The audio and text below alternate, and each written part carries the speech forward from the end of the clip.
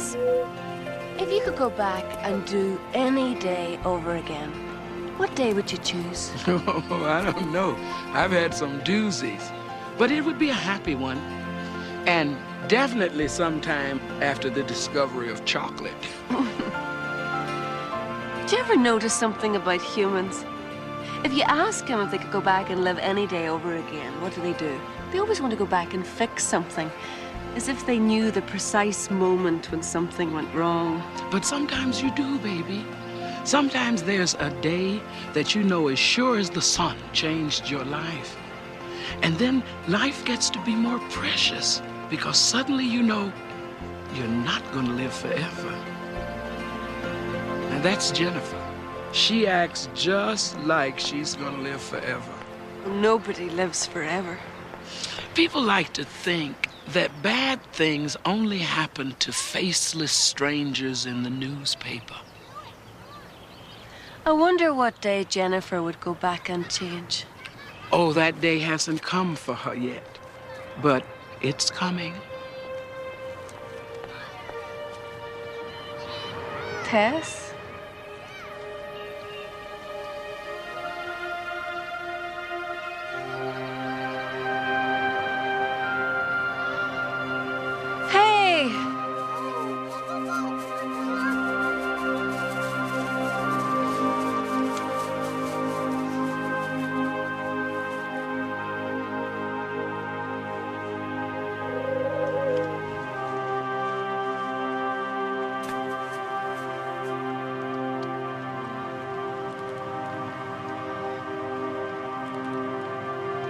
Oh, Tess.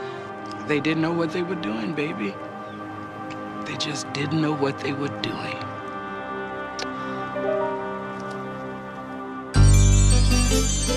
When you walk down the road, heavy burden, heavy load, I will rise and I will walk with you. I'll walk with you till the sun don't even shine. Walk with you every time. I tell you, I'll walk with you. Walk with you. Believe me, I'll walk with you. We were just sitting there on the chair talking about something, and they decided to have some brandy and smoke a cigar. And you had a cigarette? I'm trying to quit. But whose idea was it? The brandy? I don't know. It just seemed like a nice way to end the night. He said that his dad always did that after a good meal. Something about it being the only thing that his dad ever did that he wanted to grow up and do too. So it was his idea to start drinking?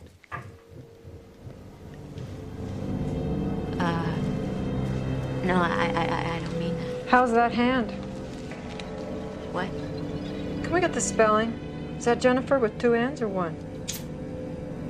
2. And what's Curb? It's a magazine where I work. You a reporter there? I'm an assistant.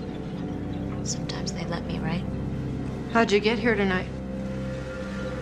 And my friend took me because my car's in the shop. So what were you doing at the party? I met him yesterday. Which one? Clay. All right, I'll give him a message as soon as I can. Well, so, sir, it has been an hour already. Curb. Curb. Curb Magazine. Why am I explaining this to you? You called us. What? No, she's not. She's in the elevator. Oh, is this a coffee machine, people? Yes, it is. Yes, again, and I've got some serious magazine stuff happening here. I mean, where's the repairman? Repair person. Oh, never mind. She's here.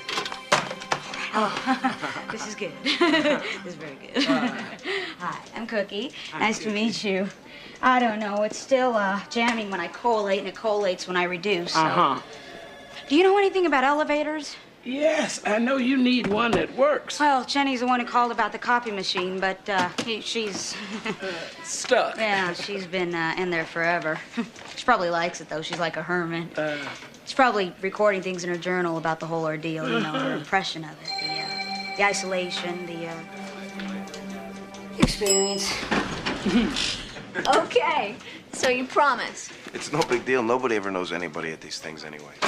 I'm sorry I was late. Oh, no problem. Our copier fixer lady is here. So you want to use the phone, or? No, but I think I'm going to take the stairs the rest of the way. So, tomorrow. Tomorrow? That's great. There's a tomorrow. You might want to park your car close by. It's sort of a funky area. Oh, her car's in the shop. I'll drive. Okay. The more the merrier. It was nice being stuck with you. You too. You got a date in an elevator. I got an interview. Oh, Saturday night you're looking for an interview. Have I taught you nothing? That's the real estate guy who developed Electric Alley. The one from the warehouse district? The antique guy? Yeah. Oh my gosh, string him along till I get a couch. There's nothing to string along. I don't believe it. I don't believe it. Why did I let you go to that post office? That could have been me in that elevator. Do you realize that? That could have been me.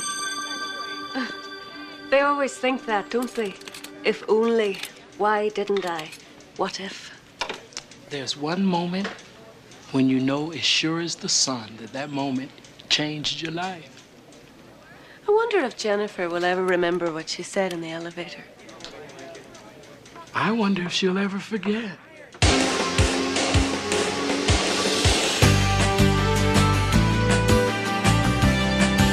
We got here after the party had already started. About 9. And I didn't know anybody here, so I felt sort of, funny. I am so amazed by all of it. This like dim lighting. I got a zit and it won't show. This stuff is so wonderful. Look at this. Oh, that's it. That's it. This is it. It's a little deco, a little Jetsons. It's me. Yeah, this is perfect. I'll never want to sleep on this.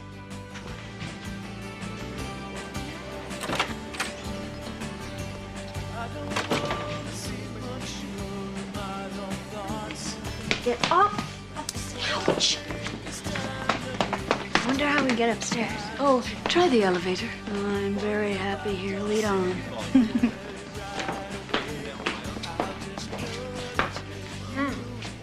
Wow. I love the sunflowers. Yes. Go up. How do you go up? You pull the gate down from the inside. Going up? I'll show you.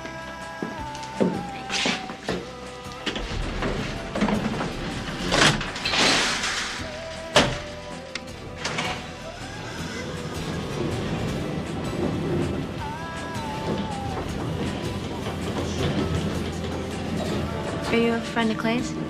I hope so.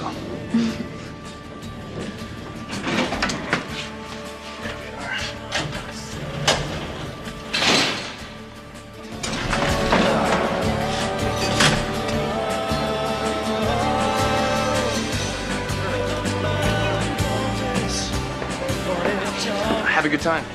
Thanks.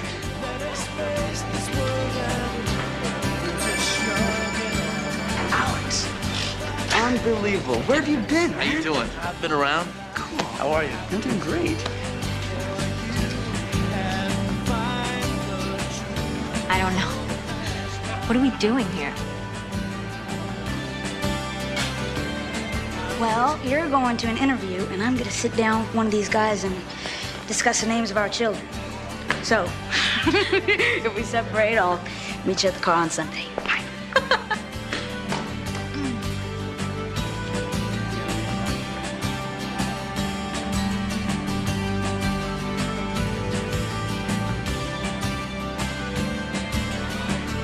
So you're a reporter? No, just an assistant. But they said if I wrote something good that they printed. Clay's story seemed like a good idea. When'd you finally hook up with him?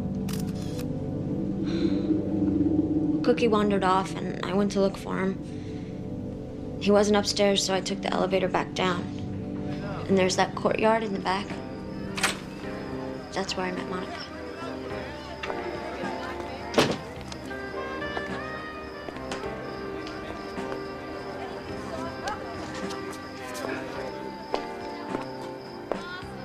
Hello. Hi. Sarsaparilla? Don't you hate parties when you don't know anybody? I don't know anybody here either. I'm Monica. I'm Jennifer. Thanks.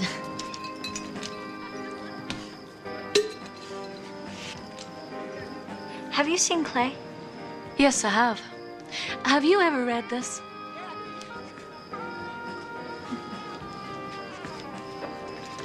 A stone, a leaf, an unfound door. I've always loved that. An unfound door. I mean, how do you know there's a door to be found? I guess sometimes you don't see it till you've just walked through it. You were supposed to be my friend. Well, friends don't... Excuse me. This is great. This is great. When I'm gone a couple of weeks and... Look, 8 months, Alex! You dumped all my stuff in the basement. You steal my girlfriend when I'm not supposed to be upset? 8 months, man. Where were you? I'm glad to see you. Oh, yeah, I can tell. You threw all my stuff in the trash. I didn't trash it, okay? I needed the space. I didn't know when you were coming back, if you were coming back. I put it down here. What am I supposed to do? Where's my desk? It's all here, I'm telling you. There, somewhere here. There's your desk. So they were arguing. No. Yes, downstairs, but not up here. Well, then how'd the glass get broken? What? Who started the fight? Was it over you? No. So there was a fight. Yes, but not later. Look, no one was fighting when it happened. Then who threw the glass across the room? What happened to your hand? I can't remember. What do you remember? What made you go into that room? I went upstairs. Clay went in there. He waved to Alex. Alex followed him in. Into his den. Yes, Alex called it Clay's sanctuary of unnecessary things. Can you say that again? He wanted me in there.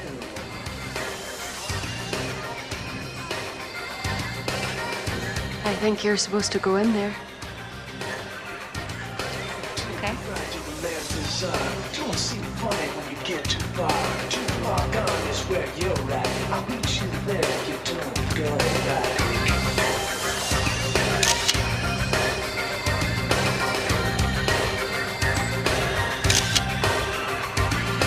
Picture this, picture that. Pictures are what hold you back. Picture what you've just been told and rid yourself of what you know.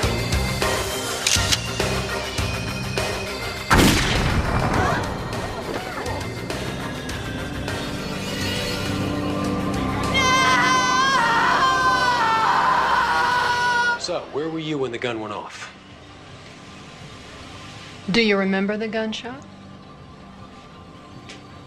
No.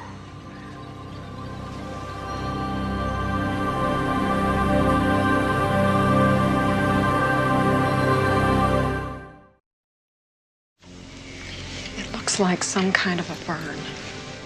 She's got no clue where it came from. Kid's in shock. Let me get this straight. A friend of yours is lying dead 10 feet away from you on the other side of that wall, and you can't remember what happened. Now, 3 people went in that room. 2 people came out. You better start taking this seriously, little girl. Because you are a suspect in a murder investigation. Oh, my God. Jennifer, there's nothing to be afraid of. Just tell us the truth. Oh, I am. Tell me about Clay. What did he tell you in the elevator? Stuff like this always happens to me. Wrong place at the wrong time. What do you mean? Well, I couldn't get stuck on the elevator with a pot-bellied insurance salesman. I got a jealous girlfriend on the 10th floor that I was supposed to take the lunch. Well, at least you've got a peace offering. Oh, this? No, this is a business gift from a very grateful investor. It's probably a very old bottle of brandy. A year ago, I couldn't get a six-pack of beer for Christmas. I can't believe we're the same age. You've done so much with your life, and I haven't even started. Everybody's on their own path. Timing is everything. You know, every day I read my horoscope, but it never says today is the day that you will make a difference. So I did something totally radical this morning, and I just threw it out. And I actually prayed. I asked God that if just one day I could do something to make a difference. Well, but you know what they say. Be careful what you pray for. Hey, look at that, finally. Some progress. Here, Mel. Thank you. So, drop by, and once you realize that I have nothing worth quoting, you can stay and enjoy the party, and don't worry about crashing. Okay. Hey, forgot your brandy. Oh, right, thanks. Another hour in here, we'd have been drinking it. Okay, so you promise. It's no big deal. Nobody ever knows anybody at these things anyway. Sorry, I'm late. Oh, no problem. Copier fixer lady is here. So, the jealous girlfriend. The one who works on the 10th floor. Never saw her before? Never run into her in the hallway? No, it's a big building. She had another boyfriend before Clay. You know who it was? You steal my girlfriend when I'm not supposed to be upset? 8 months, man. Where were you? You can't just waltz in and Clay? expect nothing to change, man. Listen, Clay, are you down there? glad to see you. Oh, yeah, I can tell. You threw all Clay? my stuff in the trash. I did So they were it, fighting over the girlfriend. No, Alex said that he wasn't upset about Ava because she was very jealous.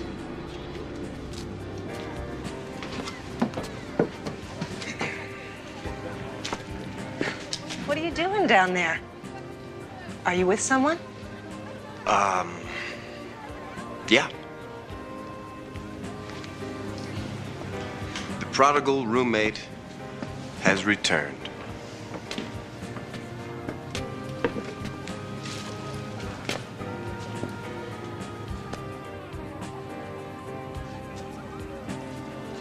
Can you please come up here and help Roger program the CD player? Sure.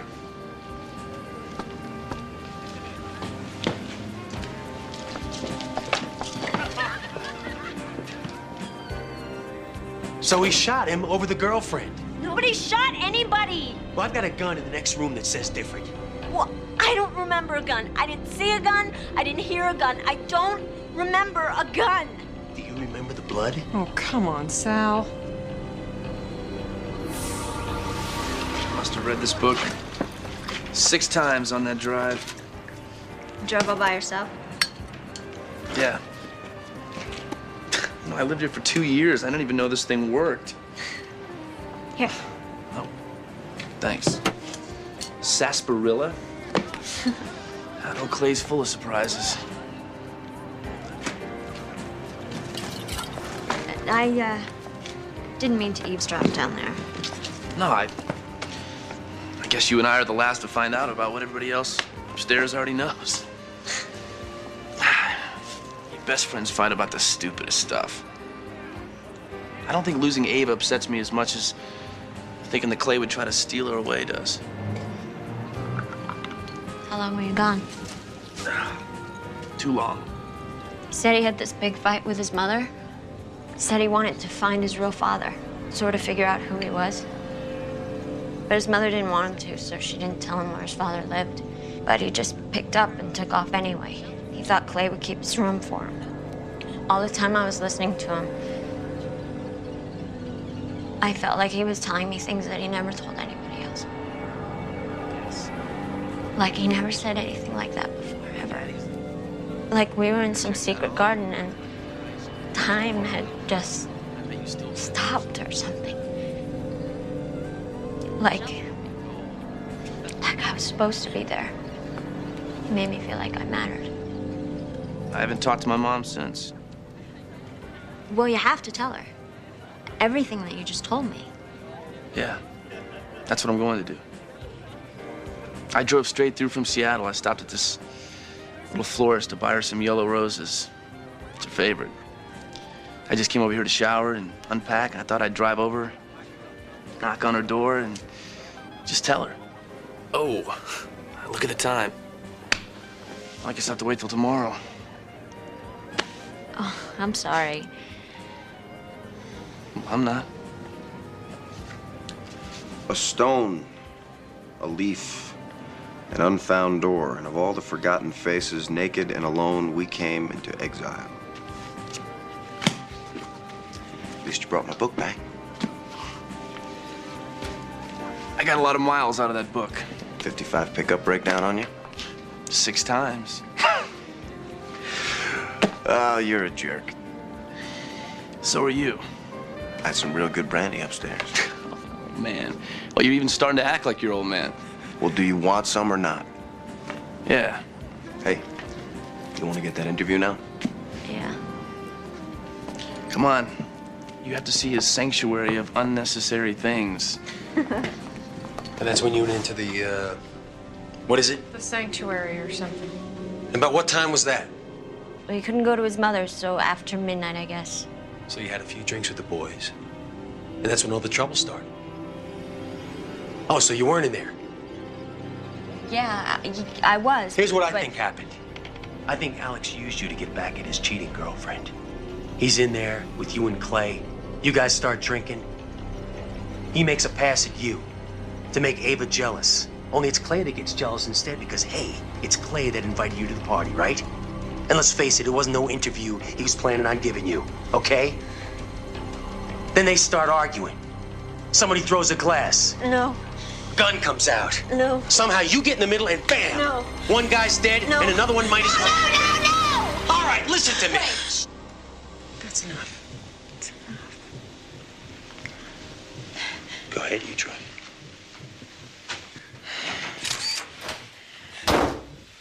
We're gonna go talk to your friend. Why don't you sit here and relax, okay? Oh, one more thing. This Monica you keep talking about,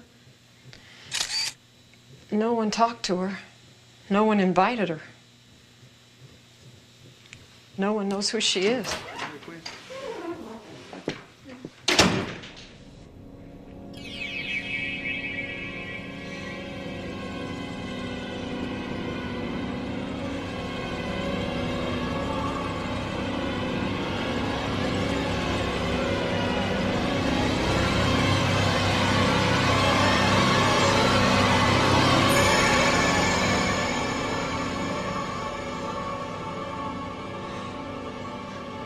Why can't I see you? I'm not here for them. Why can't I remember what happened?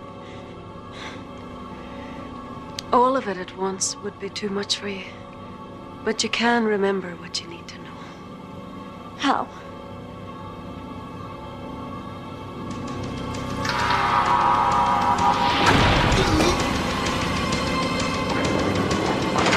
Are you all right?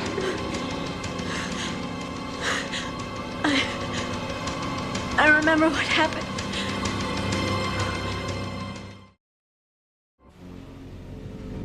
I'm trying to quit.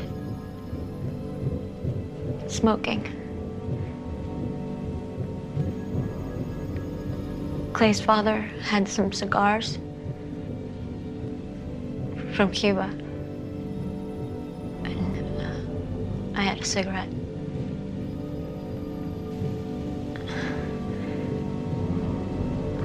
She told me to go in. Who?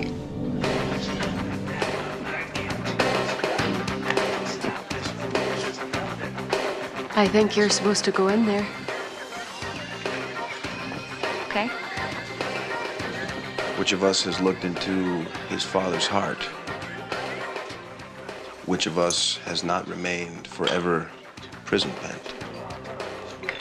Which of us is not forever a stranger and alone? I mean, You read this, driving the back roads of America for 8 months, and you wonder why we're worrying about you? I was in my introspective phase. He's been in that since we were kids. So explain this to me. A couple hours ago, you guys want to kill each other, and now you're like blood brothers. I don't get it. It's because you're drinking sarsaparilla.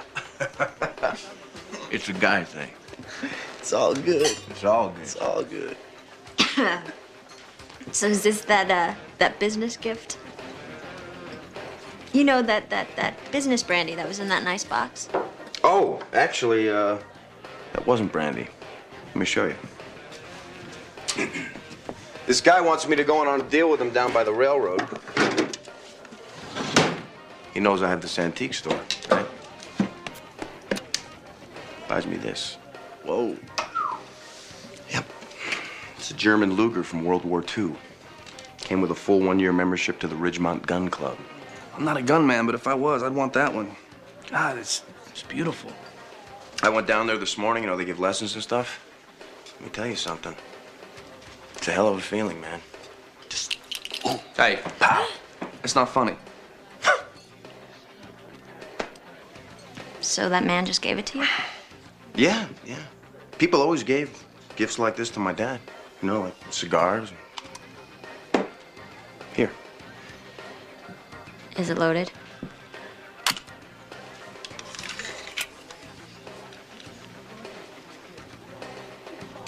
Did Clay ever tell you the story of this place? About this whole funky block? We used to work construction together. We lived off a hot plate right here. Had to turn the heat off every night. Froze our butts off for what, 3 years? I spent my paychecks on ski equipment and windsurfing. Clay takes the $5,000 that he earned, buys a whole block one day. One day?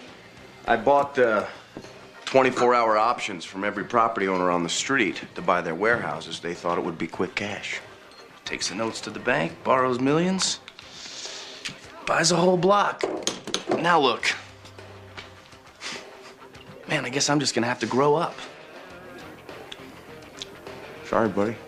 That's just the way it goes.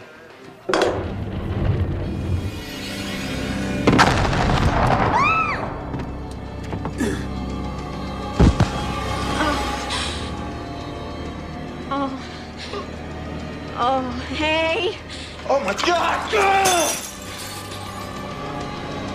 Oh, get you some help here. Check it out. You all right? Oh. Oh, my God. Hey, somebody call 911.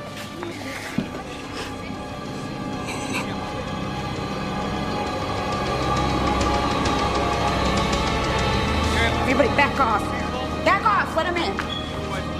Hang in there, John. You're doing good. You're doing good. You just hang in there, all right? Could you please hurry?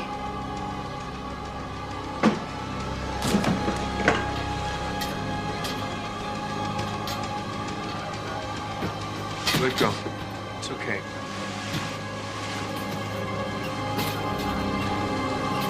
He's gone. I guess that's how this happened.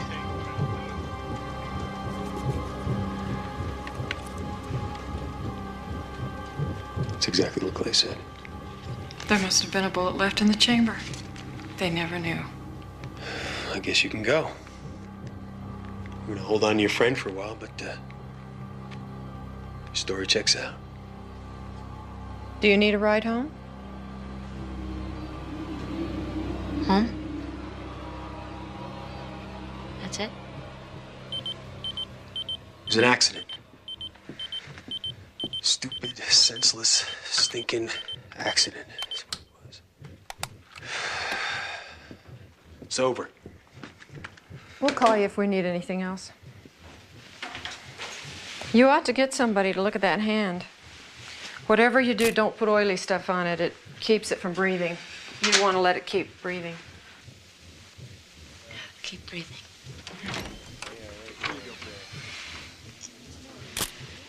Suppose stuff like this happens to you all the time. It never gets easier. Never gets easier.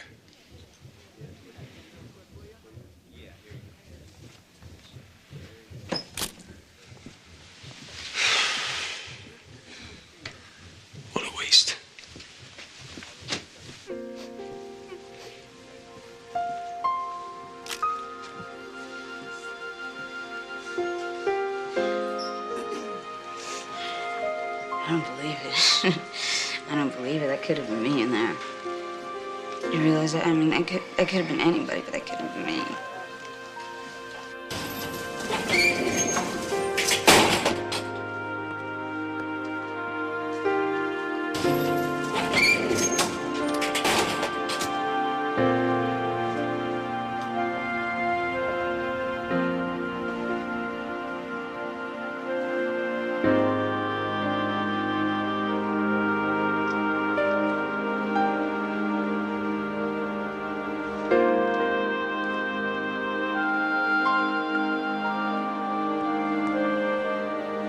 Yeah, this is perfect.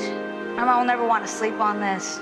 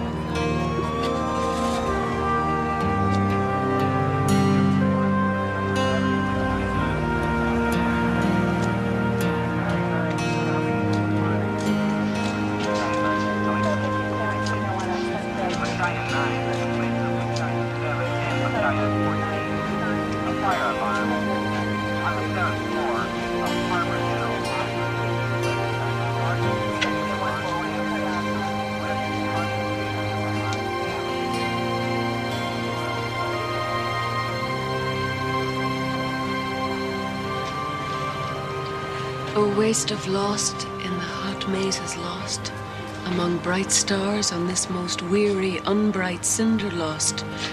Remembering speechlessly we seek the great forgotten language, the lost lane end into heaven, a stone, a leaf, an unfound door. Where, when, O lost, and by the wind grieved ghost, come back again.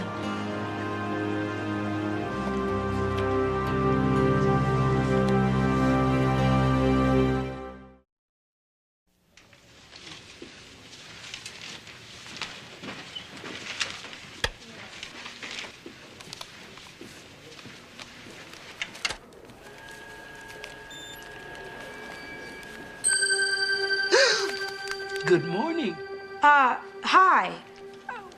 We didn't call for repair. Are you sure? Yeah, I mean, I just turned it on and I don't believe it. Call for service. Mm-hmm. Well, how about it? All right, I will.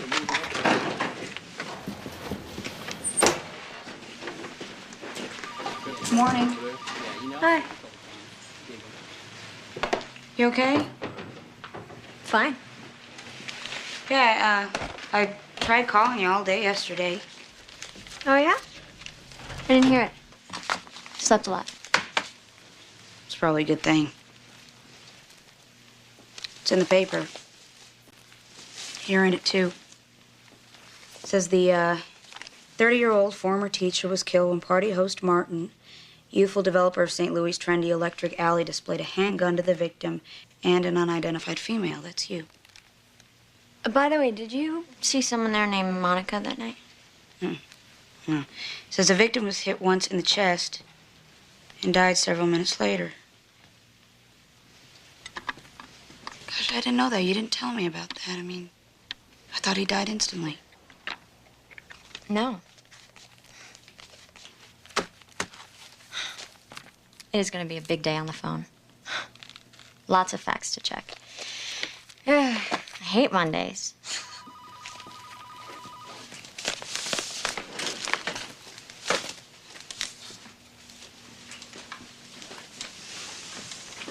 I heard about the terrible thing that happened. That was her? No, I think she's still in shock. Well, this is a hard truth to wake up to. You're gonna have to give her some time.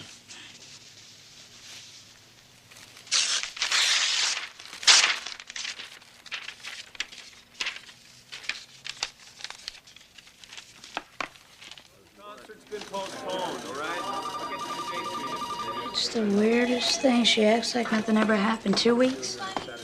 Doesn't even mention it. She thinks she's gonna break down, you know? But she doesn't. Copier machine keeps breaking down, but she doesn't. I don't get it. Yeah.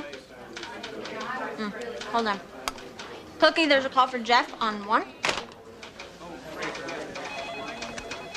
Cookie here. Yeah. I got your copy machine all fixed. I thought I'd say goodbye.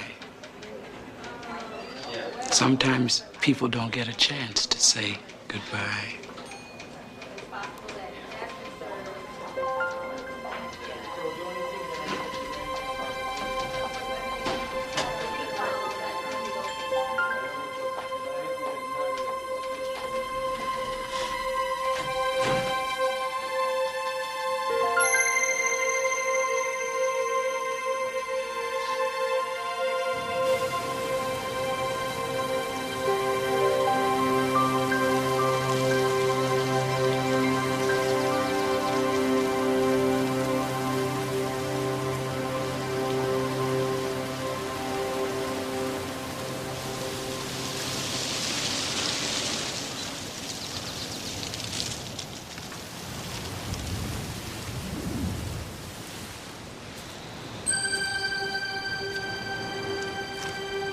Where have you been?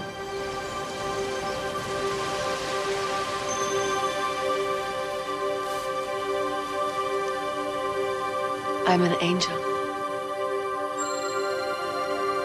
I know. It was, pretty ugly.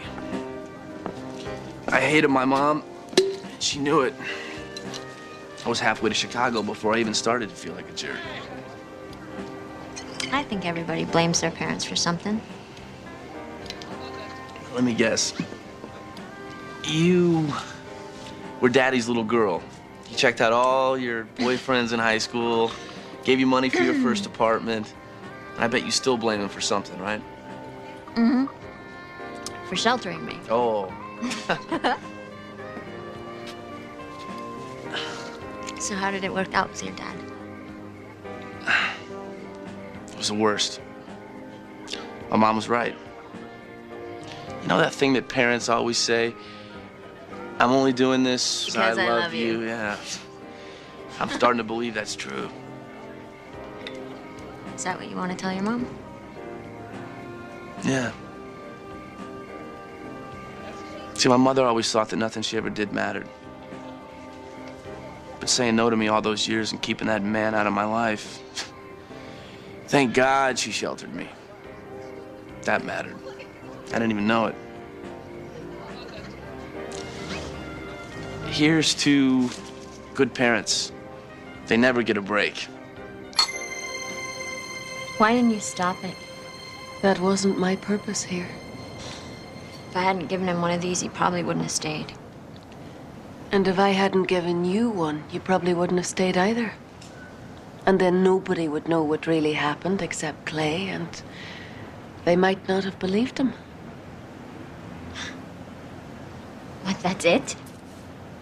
I was just here to be a witness to some accident? Why me? Why him? It's all so random. Sometimes things can seem random because God allows us to make choices. But he has a choice too, and he chose to put you in that room that night. Why? Because you asked him to. You prayed to be able to make a difference, do you remember? And you will. But you don't have to build a building or publish a magazine to make a difference in this world. God will use you right now where you are if you let him. You wanted to know that you mattered. So did Alex's mother. Let him answer both your prayers.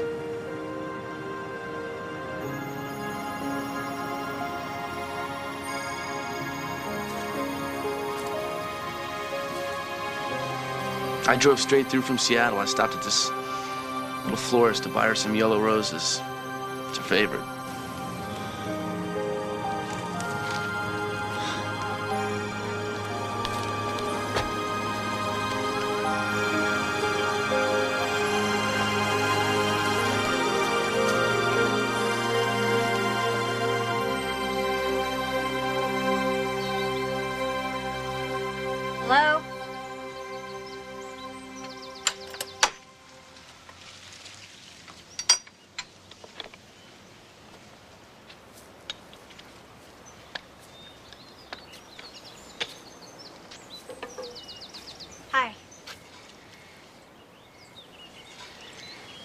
Please don't take this personally, but I just don't think I could take any more flowers right now, so can you just leave the card and take them back to your shop, or maybe give them to a hospital or something? These are from Alex.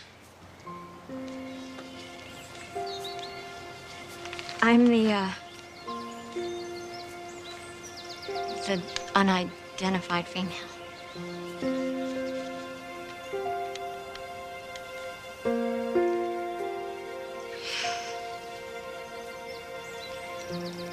I was with him all night. We talked and talked. We talked for so long, it ended up being too late for him to come here, so we went upstairs. He was coming here? He found his father, his real father, and he said that it was awful. So he just drove back straight through from Seattle, and he just wanted to stop off and shower before coming here to bring you these. He was really, really sorry about your fight. He just needed to find out who he was, and he did. He was your son. He was really, really proud of that. I know the newspaper said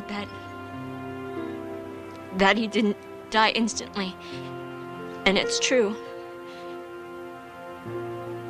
But he was laughing. And he said, Man, I guess I'm just gonna have to grow up. Sorry, buddy. That's just the way to go.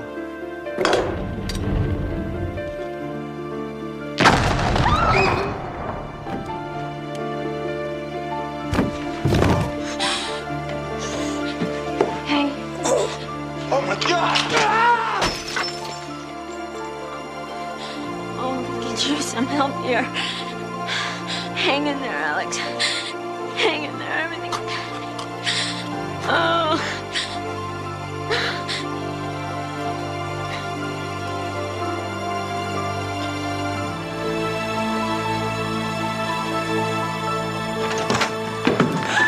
Alex!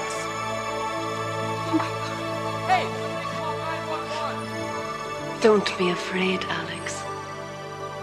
You're not, are you? Some roads home are shorter than others. And you mustn't worry about the people you leave behind. Your mother will know what was on your heart, I promise.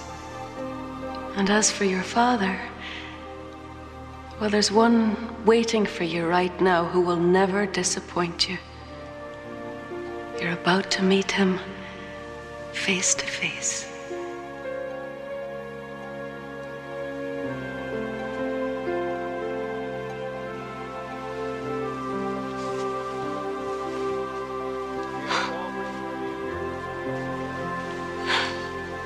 Let go. It's okay. I'm sorry.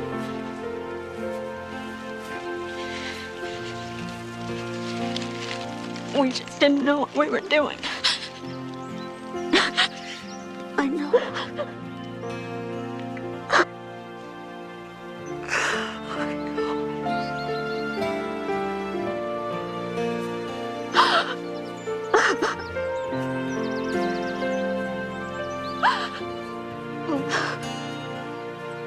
It's a different kind of case, huh, baby?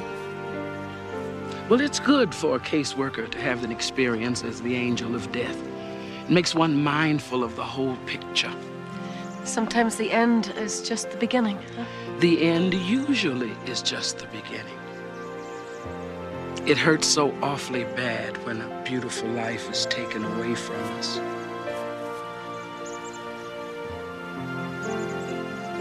But it's never really taken away.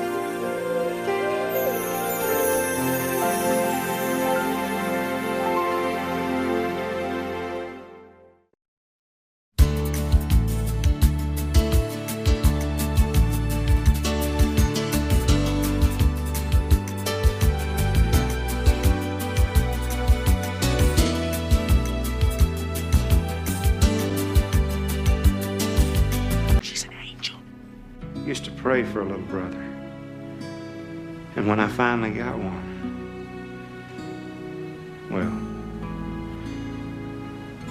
every morning I'd wake up expecting a miracle, hoping I'd walk through the door, he'd be at the breakfast table, all fixed, fine. But a miracle never happened. And I stopped believing in him. Joey really needs you now, Wayne. Oh, little town of Bethlehem. Hey, Wayne. Guess what? What's that? You love me. Yeah, I do.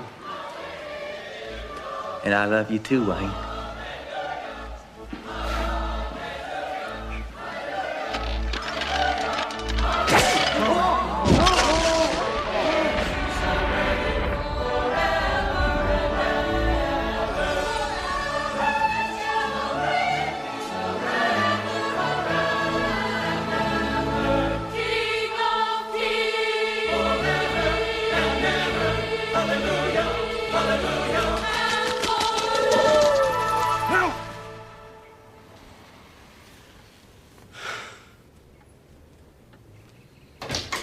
Hey, Wayne, can I open my Christmas presents now? Sure, I'll be right down. Okay, last one on the Christmas tree's a rotten egg. What did you eat to make you dream about flying angels? Don't forget, after we open the presents, we gotta go back down to the church so I can see the angels again. Okay.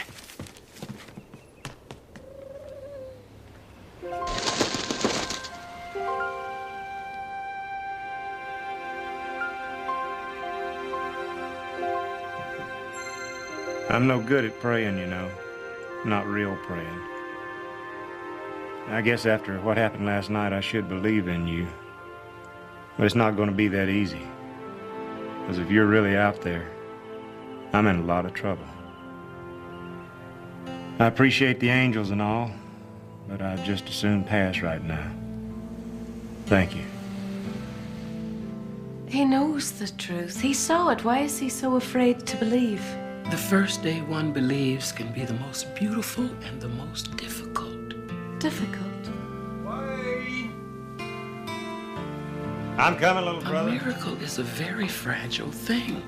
And if you don't take care of it, you can let the truth just get twisted out of it. And that's when it becomes dangerous.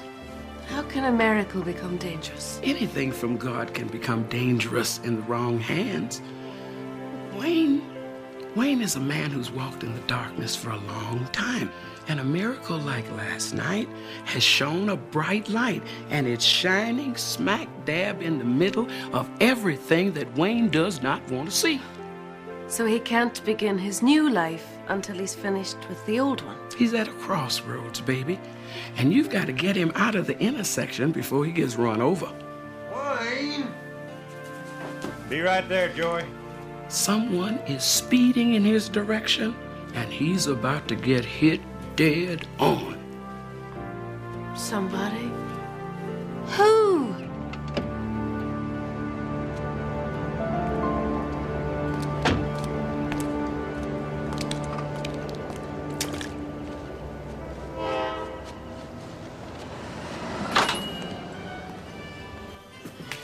Merry Christmas.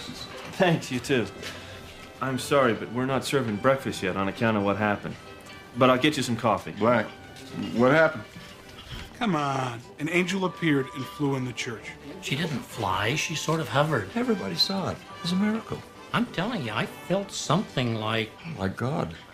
You didn't see him, but somehow you just knew he was there. But you saw the angel. Clear as day. Awesome. It's kind of scary and beautiful all at once. I'm going today to see if she comes back. Twice in the same year. You're kidding, right? Can you give me directions to this church? Miracles are kind of my business. That's right, a Christmas miracle. Yes, it's true. I saw it myself, and so did everybody else. It was kind of scary and awesome all at the same time. You better get a news crew down here right away, because if you don't, I'm going to call Channel 10 next. All right. You're welcome.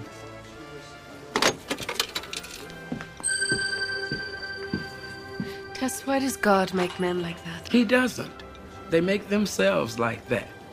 The sad truth, baby, is that wherever there's an opportunity, there's an opportunist. And nothing brings them out like a good old-fashioned miracle. When you walk down the road, heavy burden, heavy load, I will rise and I will walk with you. I'll walk with you till the sun don't even shine. Walk with you every time I tell you I'll walk with you. Walk with you. Believe me, I'll walk with you.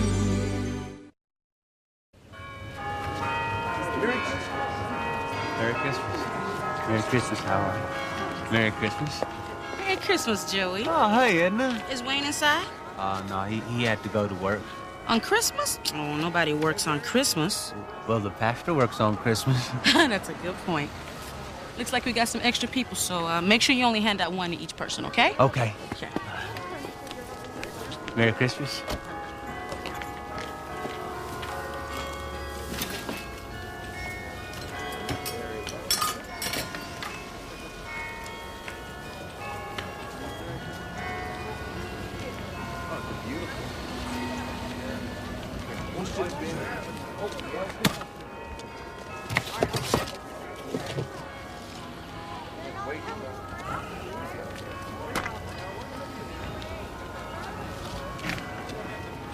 Merry Christmas. Hey, son, can I have one of those? Oh, you came to see the angels, didn't you? Well, that's why I came. I saw the angels last night, too. Did anybody else see the angels? Oh, yeah, everybody. Well, my brother and Edna, Pastor Mike, everybody. The angels, they took my friend Serena up into heaven.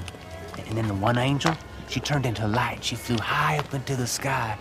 And then the white bird, it flew away. But it dropped a feather. And I got it here. You see it? Is that so? Yeah. It's starting now. I gotta go, because I gotta hand out programs. That's my job. Oh, then I'll take one of those. Bye, kid. Thanks for everything. All right. Bye now. Hey. Where's my feather? Angel was hovering right over there, and then the dove flew right over my head. It flew right over my head. Hey, leave that donkey alone. Get out of here.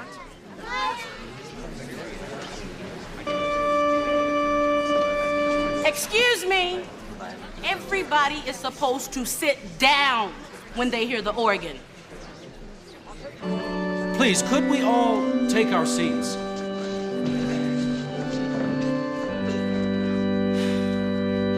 Merry Christmas. Merry Christmas.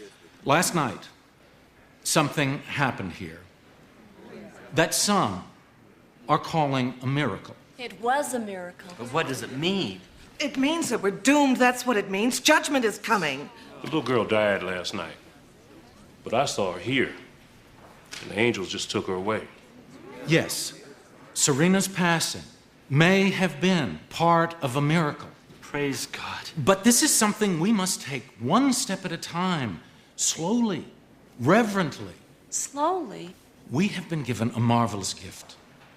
A mystery has occurred in our midst, a holy visitation. We must not greet it with panic and superstition. We must cherish it and hold it in our hearts until we have learned what God intends for us to do with it. Pastor Mike, some people slept here last night. I know I went home, but I couldn't sleep at all. Harvey Osborne thinks this is the beginning of the end of the world.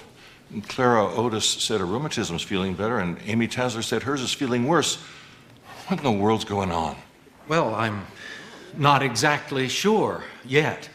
But if we could all pray Oh, about come on this. now. Really, there's got to be something more we can Pray. do. We should. That's what we should. It's time for a hymn. Please, let's try to stay calm. Please, everyone. Is this the place for the Flying Angel? May I help you? Gina West with Channel 8. We're here to check out the miracle. Miss West, our services are open, but Well, not... I would appreciate if I could just ask, who was it that saw the miracle? Was it one person? Did you I all saw see the it, angel. or- He's our man. Folks, I'm a stranger here. A guest in this town, a man looking for direction to solve my lack of direction. But last night, I saw a light in the heavens. A light brighter than anything I have ever seen. You saw it too, didn't you, son? Oh, yes, sir. The angel showed it to me. That's right, the angel. The most beautiful sight I have ever seen. An angel all in flowing white. I tell you, folks, I was headed down a dark road. An itinerant preacher who'd lost his faith, planning to abandon my calling. But I saw the light of God last night, and it led me here to this sacred place. I stood in the back of this church, tears of joy on my face, as the light from the angel cleansed my soul. Excuse me. And the most miraculous sight of all was the light turning into one of the most pure of God's creations, a dove. Praise be to God. You saw it, didn't you? For those of you who may be doubters, I have proof. Hey, that's my feather. That's right, son, it's yours. And yours and yours. It belongs to us all, a gift from the heavenly creature itself. This feather, this heavenly reminder of God's presence, floated down to me like manna from the heavens. Yes. Tess, why are they believing all this? Because he's telling them exactly what they want to hear. They're eager to embrace the miracle. And eagerness is what a con man loves best of all.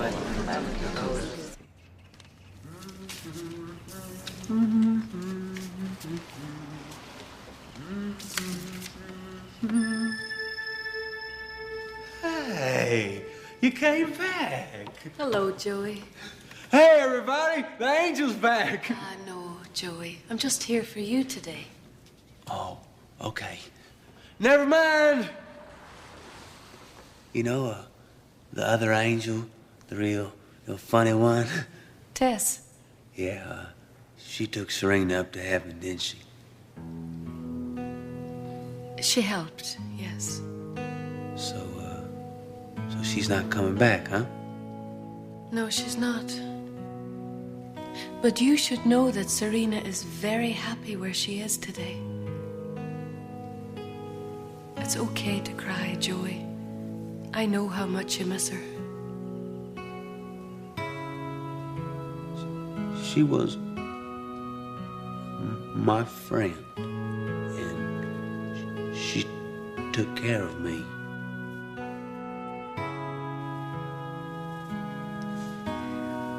Well, now it's time that you started to take care of someone.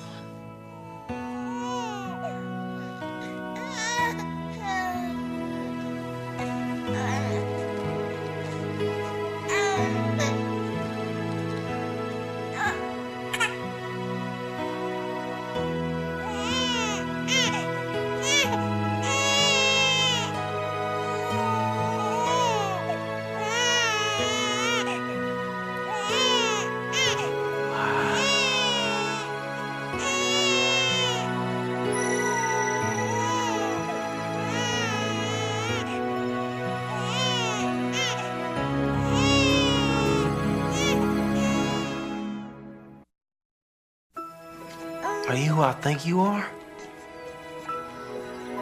Well, you're late. Everybody's gone. Hold on, no.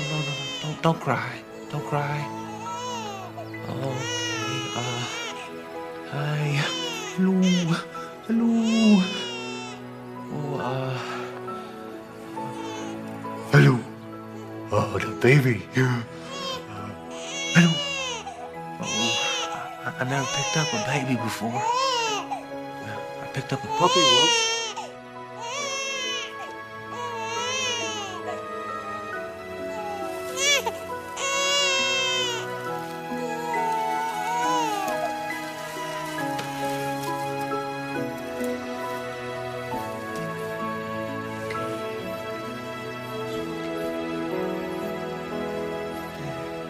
I knew this was a special place the moment I walked in. See, people want to believe. And this is about to become a place of great belief. It happens every time I throw a revival. Get ready for the onslaught. Onslaught? People don't experience miracles every day, if ever.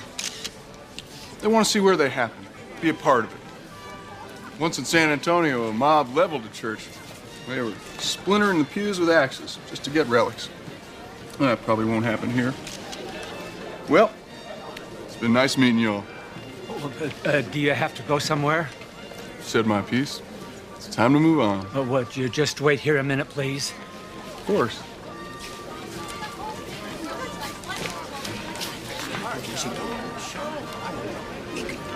Now, I don't think we should take access to these old pews, but we could use a refurb.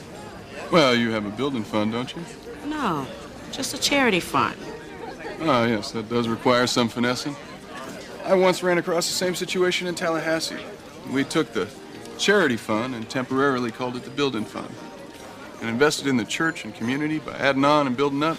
Attendance increased so fast that in 1 month we replaced the charity fund and doubled it. That is amazing. Yes, he is. Edna, I think y'all take a look at this. Sorry, not now, honey. No, it's not a puppy. You're busy now, son.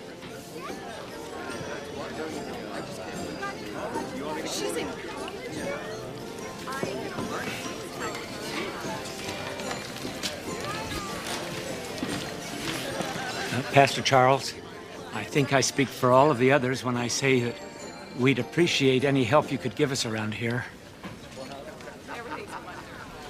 Are you asking me to stay on? Well, we'd like you to hold one of your revivals here. I'm not worthy, but thank you. I'd be honored. Pastor Charles, will you do me the honor of having Christmas dinner with my family and me? The honor, sweet sister, would be mine. Wayne will be here just a minute to pick us up.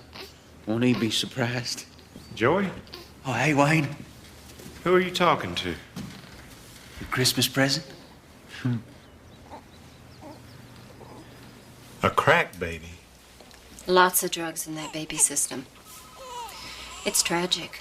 Dr. Toma, you're wanted in OR 2 for consultation. Dr. Toma to OR 2 for consultation. Which one is your baby, honey? That one. That's my favorite, too. Yeah. Hey, you're the angel. Are you a nurse now, too? I'm here to watch your baby. Oh, me too. What's that thing over his bed? Oh, that's a light to keep the baby warm. Well, I'm not cold. Well, babies are a little more fragile than grown-ups. Oh, well, I don't know about that. I don't know about a lot of things. You know about your baby. Is my baby gonna be all right? Well, Joey, your baby has special problems.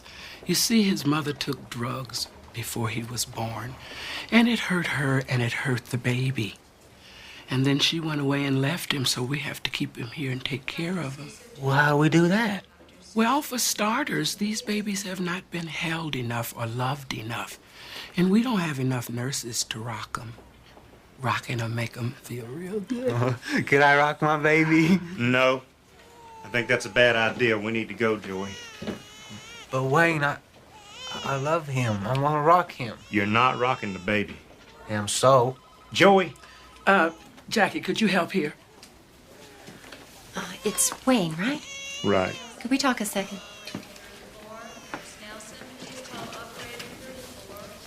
Babies in this condition need special attention.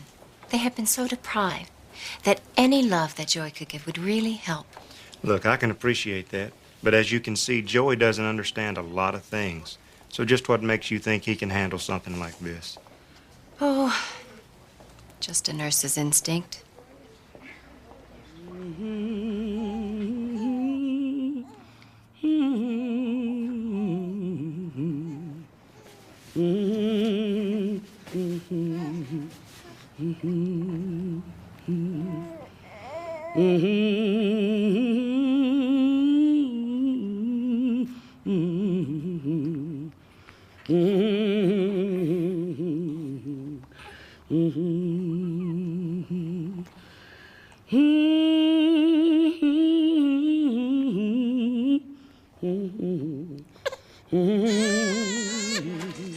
Oh, it's tub time. I'm gonna put on my gown. So how's the little guy doing today? Oh, much better. At this rate, he'll be needing a home soon. Hint, hint. Oh, no. I got my hands full with Joey. Maybe you could do it if you had some help. And just what makes you think that's a good idea? Nurse's instinct again? You're learning. Hey. Hey there. Here we go. Here we go. What's gonna happen to my baby? Well, as soon as he's well, we're gonna find a home for him. Well, I have a home for him. Joey, it takes a lot to be a parent. Oh, do you have to be smart? Because I know I'm not smart. Well, do you know what babies need? Food and clothing, and to go to school? Could you do all that for a baby? No. Well, that's okay. We'll find somebody who can. I wish I was smart. Hi, Wayne. Hello, Edna. What brings you here? Oh, Deacon Atkins' kidneys. Well, they're acting up again. I haven't seen you since Christmas Eve. I know I've been other places. So what brings you here? Nobody's sick, I hope. No, Joey found the baby in the church. We're here visiting it. Oh, my. Miracles just keep happening. You must meet the new pastor. Well, it's not official yet, but I think it will be. Do you know, in 1 week, he has almost doubled the charity fund? That's so? Yeah, when it comes to fundraising, I bet you he could talk the whiskers off a cat. Money sticks to him like glue. Yeah, that Pastor Charles is something else. Pastor Charles, huh? Mm-hmm. You know, Edna, maybe we will drop in. Oh, good. Wayne, why do we have to walk? Because we couldn't find a parking place. 7, huh? That's good. You're right on time. I have 10. How can I get the 10? An angel of the Lord visited us right here. It happened in this hallowed place, and a feather dropped from that dove. And I did not pick up that feather. That's my feather. No, the hand of God picked up that feather and handed it to me. And as Jesus said to Peter, Oh, no, it's him. You are the rock. Come on, Joey. And on Let's this go. rock I No, shall I'm build listening. my church. Go, Joey. I say to you, this is the feather of God, and on it I shall build mine.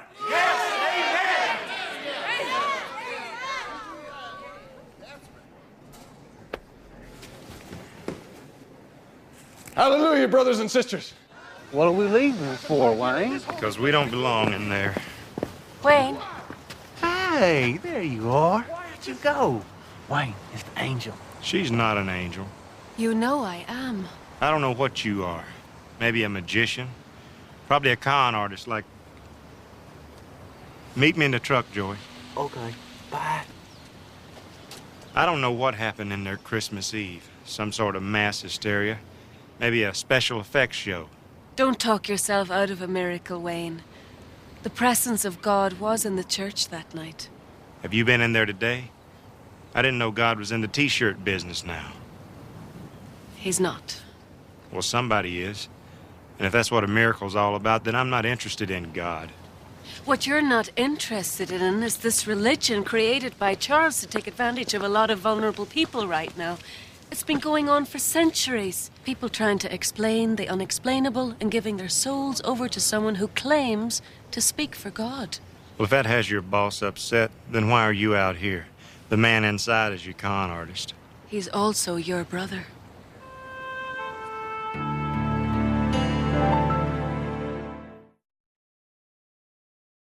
Yeah, he is. And I put a lot of time and space between him and us. And there's no way you could have known that. Unless you are an angel. Yes. So there really is a God. And he knows what I used to do. Yes, he does. So what if I choose not to believe in him? Well, that's certainly your choice, but it's not going to make him go away. God is real, Wayne, and the miracle is real. And God wants the people of this church to know the difference between the truth you all saw and the myth that has replaced it. Well, what can I do? It's my brother. I can't fight him. You're the only one who can. Joey? Did you...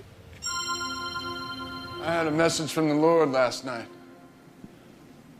A powerful, fearful visitation from the angel herself, sent by God to this very place not 1 week ago. But she was not the vision of glory or of Christmas love this time, however, my brothers and sisters. No! She had a terrible aspect upon her face as she hovered over my bed, her great wings trembling, for she had a fearful message. God is not pleased.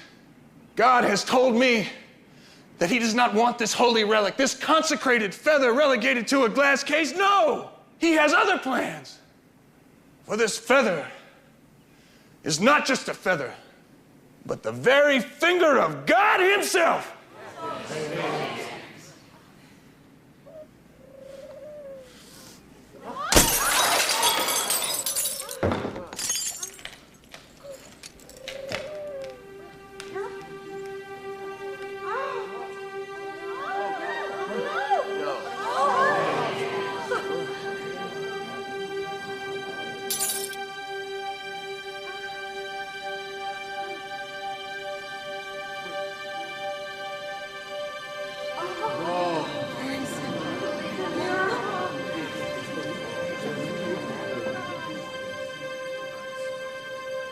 So, my sweet brothers and sisters,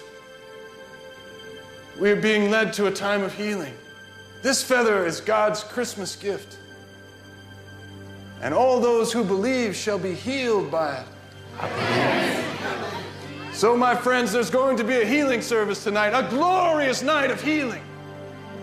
Let this sacred token of God's power heal the infirmities of every believer.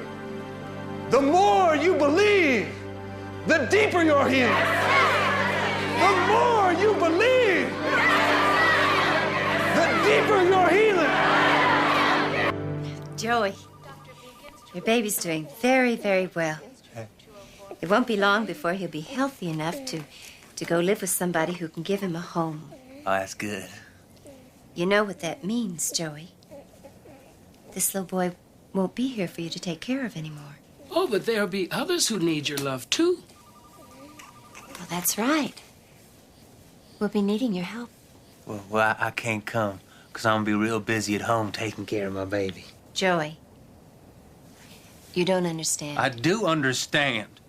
I'm not stupid. At least I won't be after tonight.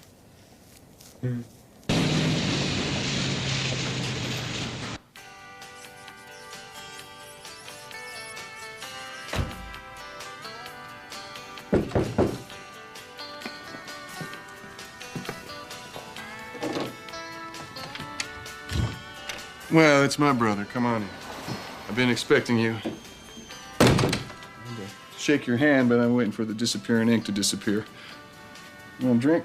I'm not gonna stay that long. What are you doing here?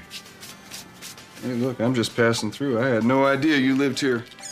At least until I heard about the angel. Man, what a scam. I just couldn't resist. I hope you don't mind me jumping on your train, brother. It's not my scam, and it's not my train. So how many people you got on the payroll? Some effects guy, definitely, maybe two. Obviously some chick to play the angel, but what I don't get is, how come you haven't cashed out yet? What's your angle? There is no angle. It really happened. And besides, I'm out of that life. There are no bugs or recording devices in this flea bag cracker box, Wayne. Now, what's your angle? I'm not kidding you. There's no con.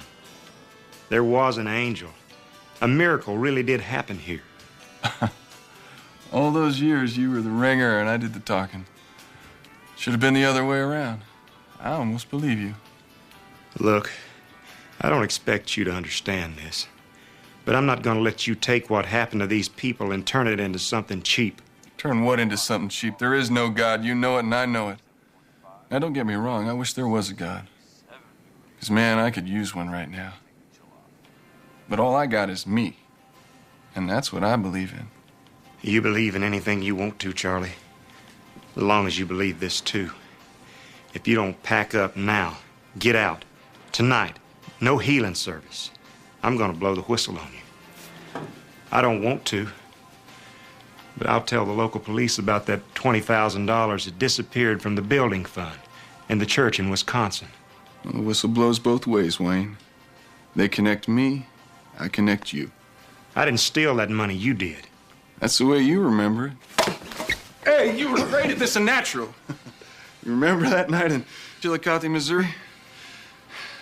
You cried out in the back of the church, "Heal me, mister, I got a terrible disease." And you huffed and puffed your way up the aisle. Man, I could have sworn you were going to die on me right there. And the more I prayed, the sicker you got. I could have kicked you. But then all of a sudden, you slapped that look of absolute beatific heavenly glory onto that baby face of yours. Lord, what a haul we raked in that night. Whatever happened to the kid? Your brother's name is Joey. He lives with me now. My God. Could have sworn they would have put that poor, pathetic creature into a home somewhere. Look, you finish your business here and then get out of town. And I mean it. Well, that's right neighborly of you, brother.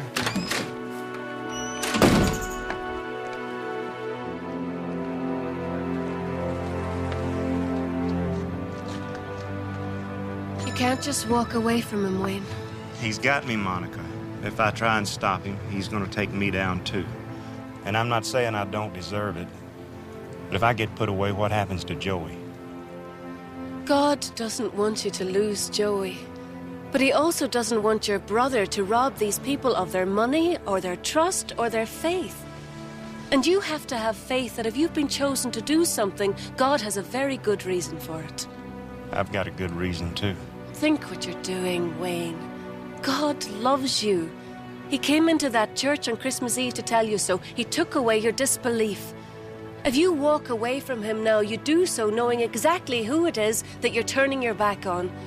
And if a man walks away from God, where else is there to go? I don't know. I'm afraid I'm going to find out.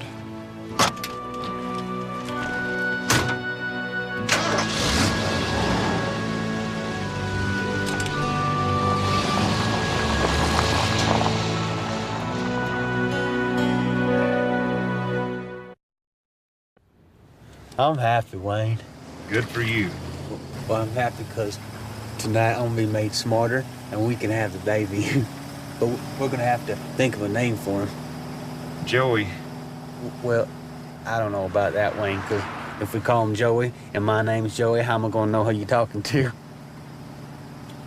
Listen, we're not getting the baby, and nobody's gonna make you smart. Oh yeah, he is. The man from the church is, because he does miracles from God. No, he doesn't. No, Wayne, you didn't see it. I saw it. His hand was bleeding, and then he touched it with the feather, and it was all gone. It was a trick. Well, how do you know that? Because a long time ago, the man in the church and I, we used to trick people together. He's your friend? No, he's our brother. He is? Yeah, he's been gone a long time. Well, he took my feather. Charlie hadn't changed much. If it's not nailed down, it'll be in his pocket within an hour.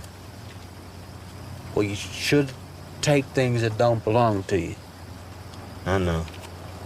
That's why I left him and came back. To take care of me. Yeah, to take care of you. Well, how come Charlie doesn't take care of me? I don't know. He just couldn't, I guess. Hey, Hey, Wayne, if you could, would you touch me with that feather and make me smarter? You know I would. Well, Charlie is my brother, too, so he gonna touch me with that feather and make me smarter. You're missing the point, Joey. Charlie's a liar and a cheat. Just stay away from him. But Wayne, he's my only chance to be smart. You don't have a chance to be smart.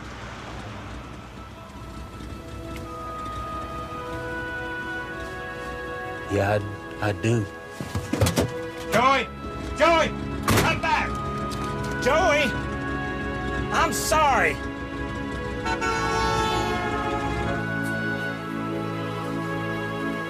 Dr. Geller to delivery suite 4. Jackie, would you take a look at this?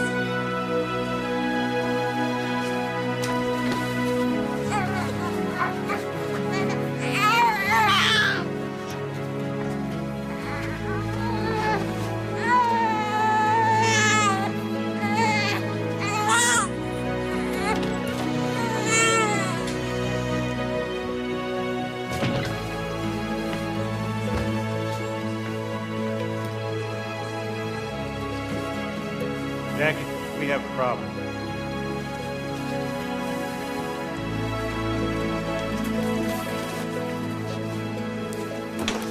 Oh, no.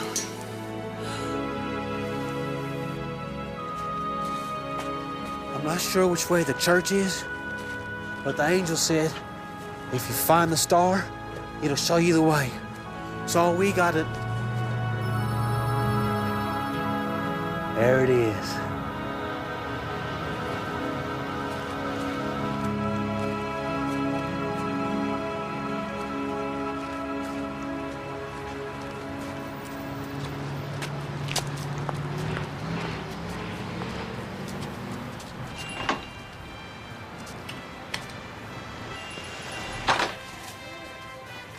Excuse me. Do you know my phone number? I know it has 2 7s in it, but I'm not sure about the other numbers. Maybe there's a 4? Do you have any milk? 'Cause babies need milk, even I know that. Sure.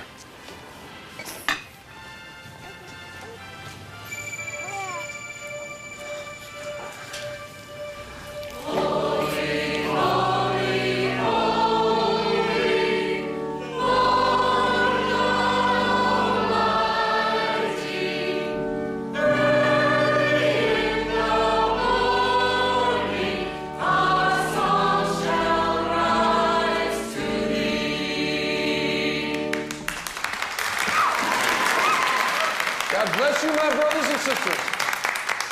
God bless you. Are you ready to be healed? Yes. Have you brought your faith with you tonight? Yes, sir. Is there a doubter in the room? No. Because if there's a doubter, we can't do anything. No. Are you all believers? Yes. Believers in the power of the feather? Yes. Believers in the power of the angel? Yes. Hallelujah. Hallelujah. Will the ushers please bring forward the offering trays?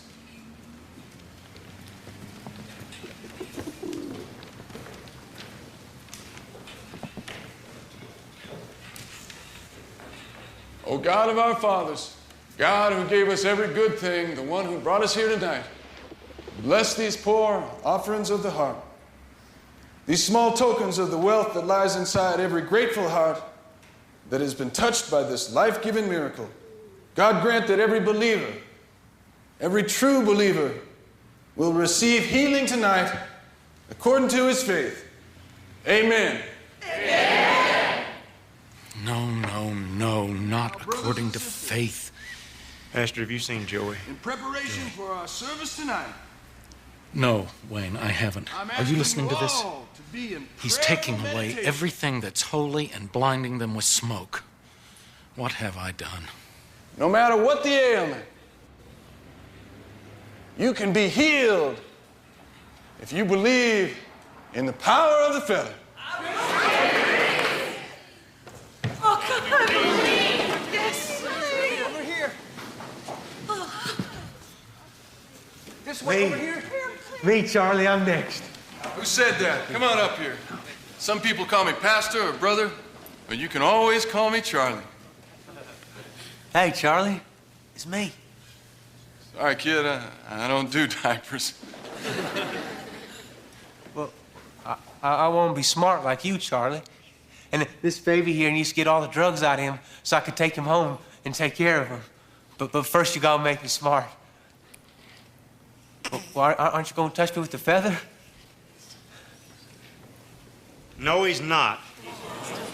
Sorry, Joey. But he's my brother. Joey? You stole my feather. Yeah, on Christmas Eve, the dove dropped a feather, and I showed it to Charlie, and he took it. Doesn't matter where I got it. Still the feather from the dove. How would you know? You weren't even there. What? Be careful, Wayne. Is Pastor Charles really your brother? I'm afraid he is, Deacon. But he's no pastor. He's a thief.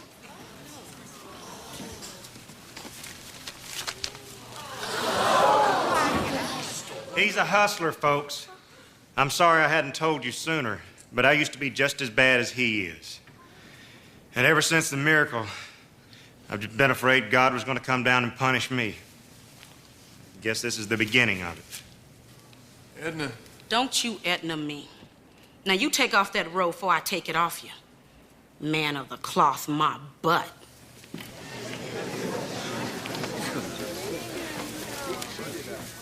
So there was no miracle. Oh, no, there was a miracle. I can't pretend it hasn't complicated things something awful. But there was an angel. I saw her. And I don't believe God sent her just so we could be at each other's throats. Then what was it all for? It was a Christmas present. It was a little glimpse into heaven. A gift from God for the faithful people of this church, whose roof may be leaky and whose organ may be ancient, but whose doors have always been open to the sick and the poor, the lost and the simple. But you took the gift and you let someone ruin it. You worshipped a feather and an angel instead of God. You sought out fame instead of the needy, and you embraced the loud arrogance of pride and became deaf to the tiny voice of a small baby in a manger. But the rest of you turned your backs on the truest love of all, and you exchanged the miracle for a lie. Please, will you tell God that we're sorry? You can tell him that yourself. That's what he was trying to tell you on Christmas Eve. He is listening. God, if you're listening, can I have my feather back?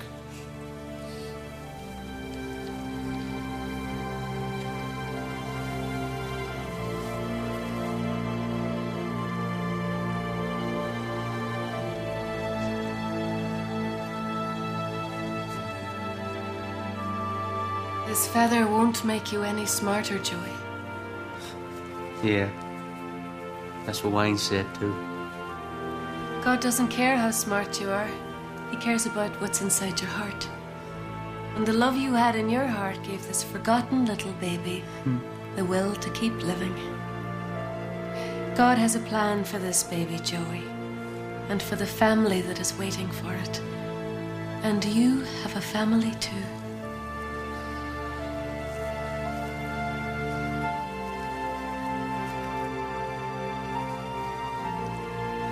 I gotta do something.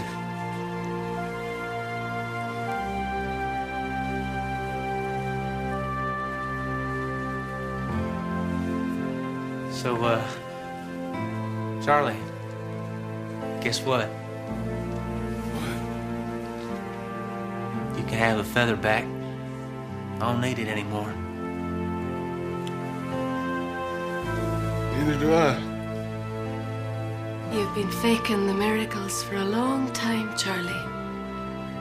What's it like to finally see the real thing, huh?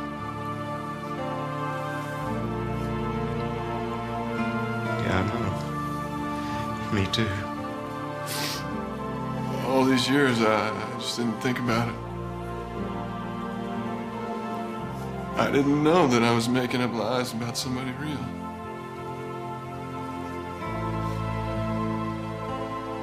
God help me. He will. Just ask him.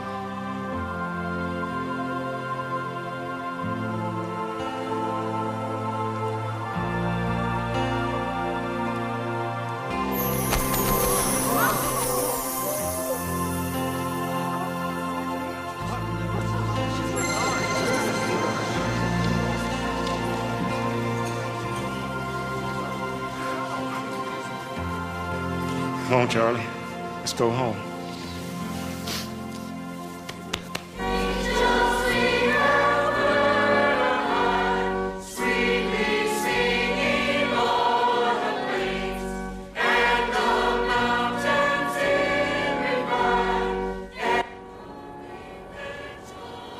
That's what I call a miracle.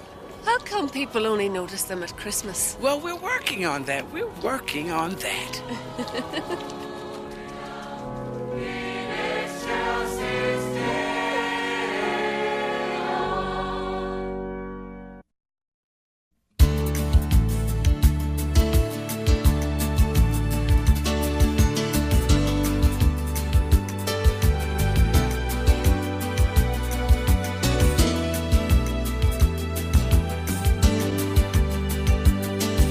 It hits back. Tess. Well, not all love is as pure as ours, Miss Wings. Have you heard that expression that love is blind? Mm-hmm. Well, sometimes it's stupid, too.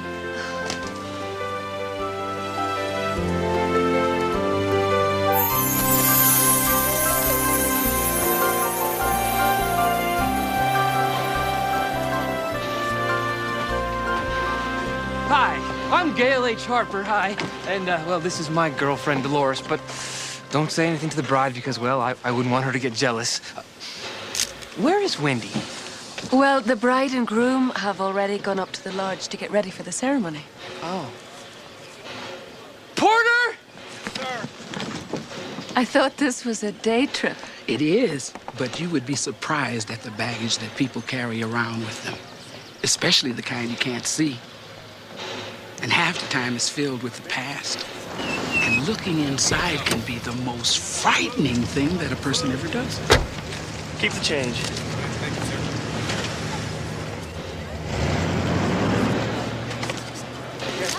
No, I think she is. Well, looky here, Mark Montfort!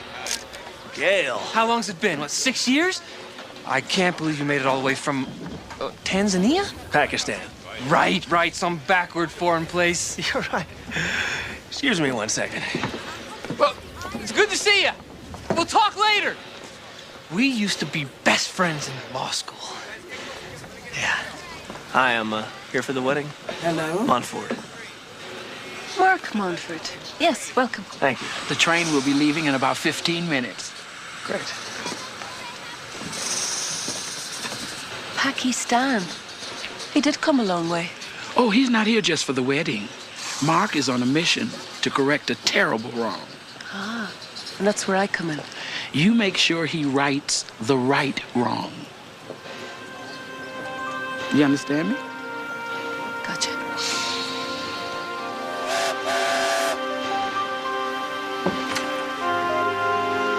There's Susan, the old girlfriend.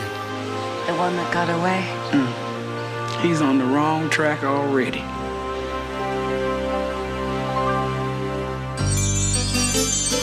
When you walk down the road, heavy burden, heavy load, I will rise and I will walk with you. I'll walk with you till the sun don't even shine. Walk with you every time I tell you I'll walk with you. Walk with you. Believe me, I'll walk with you.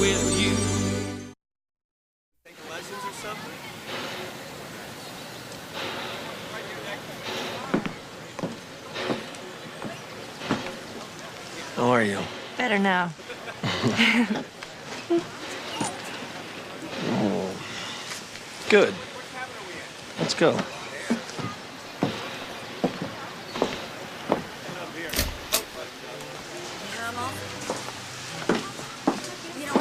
Oh, hello. Welcome.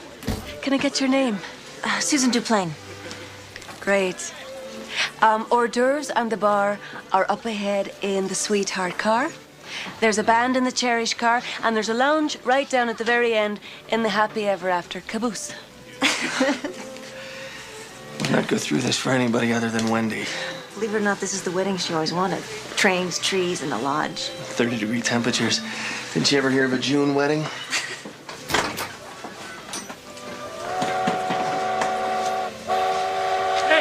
Hey! Does your mama know you have all of that? You save something for somebody else. You know, it all started when I tripped on a roller skate at my uncle's house, sued his pants off, and now I am the #1 personal injury lawyer this side of the Mississippi. That's great, Gail. I guess. Oh, you're darn right it's great. I got ads running all over the tube. I got 30-second spots running in every major market in the Pacific Northwest. Oh, look, there's George. Oh. Hey, how's this for my slogan? Call Gail H. Harper. It can't hurt any worse than this. Well, thank you for that. So, is there a Mr. Susan? No, I never met the right guy. Actually, I did, but he moved to the other side of the world. So, is there a Mrs. Mark? No. My life's been mostly business for the last 6 years. I haven't been in a serious relationship in a long time. Hey, cutie. Lisa. Hi. Hey. Still gorgeous as ever, I see. Same to you. Oh, yeah. Susie, you have to help me with this clip thing for my vest. I look like a hippopotamus. Oh, you don't. You look great. You're gonna be a beautiful maid of honor. Excuse me. Do you know anything about computers?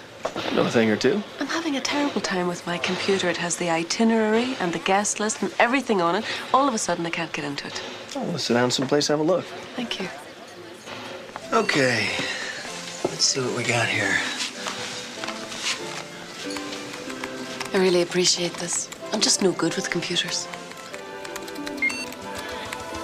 I'm just no good with computers. This is the first time I've had to take a test on one. No, it's pretty simple. Just sit down. Type in your password. Go ahead, I won't look.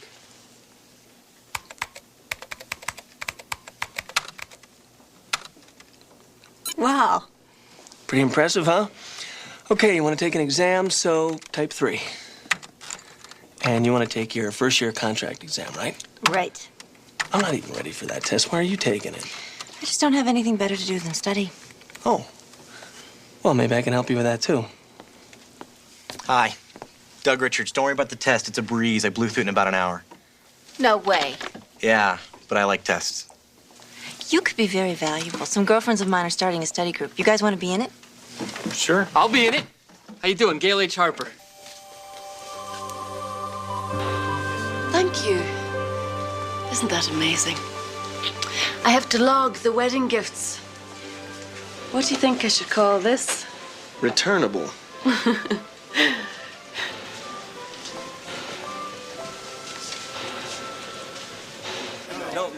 Look at this. I practically got steam coming out of my mouth. We haven't even left the station yet. You know, by the time we get to the mountains, the cake is going to be frozen. So you go to a lot of weddings up in Kathmandu? Pakistan. No, I want it up. Everybody else has their hair up. Hold my tail. Oh. You did it. Thank you, Sis. Everybody else has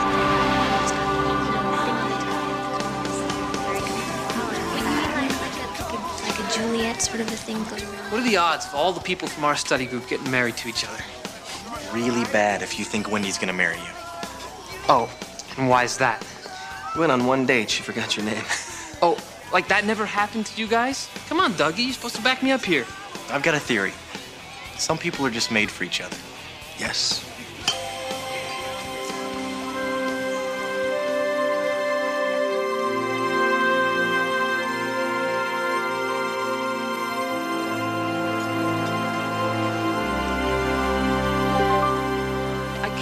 that you and Susan never got married.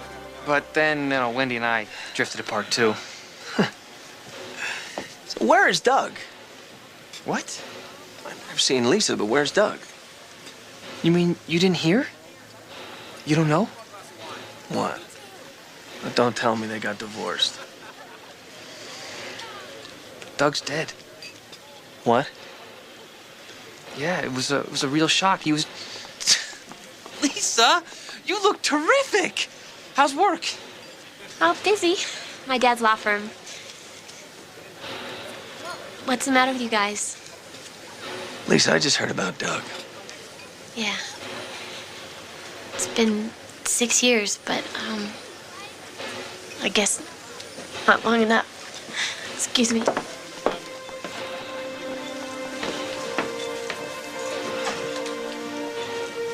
Are you okay? How'd it happen? Doug committed suicide. Suicide? Oh, man. I am so sorry. I thought you knew. Lisa found him in his dorm room. He hanged himself on graduation day, and she's never been the same since. They never even got married? You'd already left for that job in Europe. Didn't you get my letter? Oh, I can't believe it. Yeah, apparently he cheated his whole way through law school, and well, then he got caught. We don't know that, Gail. But we do know that Doug was our friend. To Doug. How am I supposed to sing happy songs about love and marriage with all this deception going on? Looking at them like this, it's hard to believe. Well, believe it, because evil is just around the next bend. All aboard!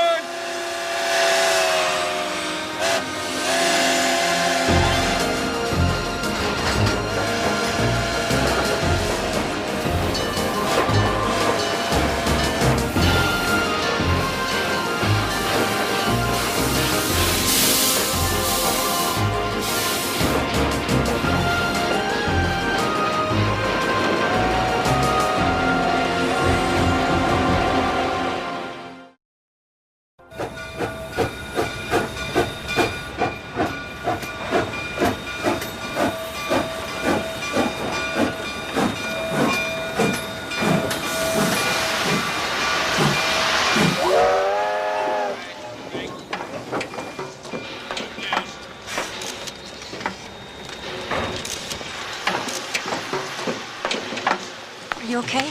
Oh, I still can't believe it. He wasn't a cheater. Well, he plagiarized his last exam and he got caught. What would you call it? Oh, come on. Let's not talk about it now. This is supposed to be a happy occasion. Welcome. Good evening. Hello. Hello. Welcome.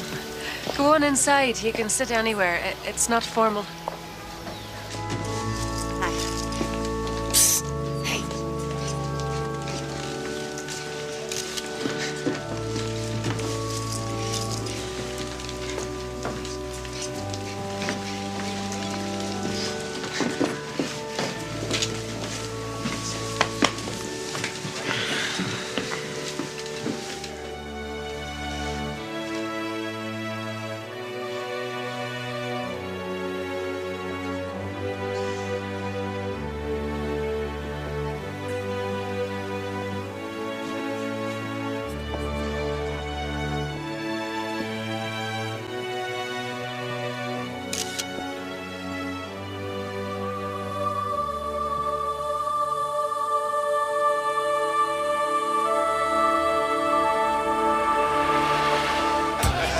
Is he? This is killing me.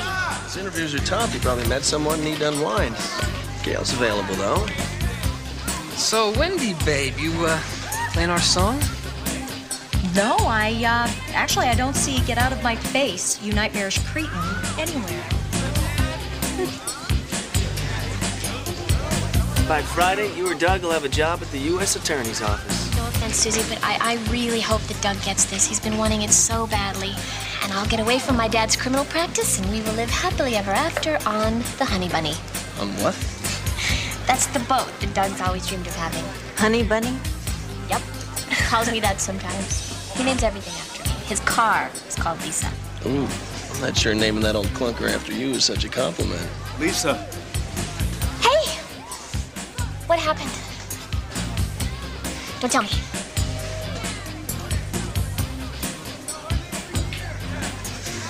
Tell me. I got the job! All right, way to go. I'm sorry, Susan. Don't. Nobody deserves it more than you, Doug. Not even me. Okay, drinks are on me, but I can only afford beer, okay? A toast to Doug Richards. May he rise from shaping the tastes of lowly law students to shaping the course of a nation.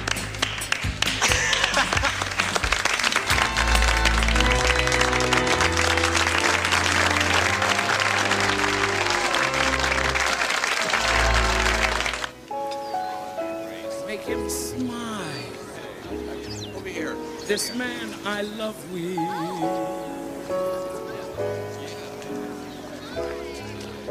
Fluffy puppies, that's his style. This man I love with.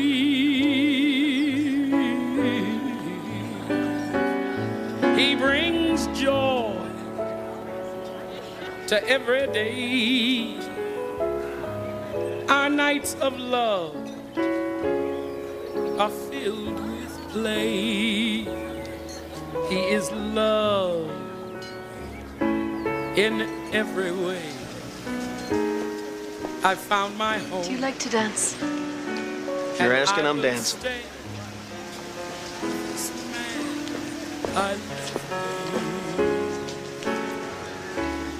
It must be nice to see everyone again. Yeah. Some more than others. So when was the last time you saw Susan? Oh, guess a week before graduation.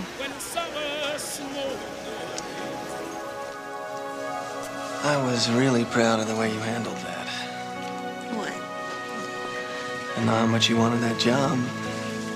When I interviewed for the job, they told me I was a contender, but I really was hoping I wouldn't get it. The problem with being a U.S. attorney is that you have to work in the U.S. What do you mean? Well, I was thinking since you're going to be working in Europe, maybe I should look into international law firms, too.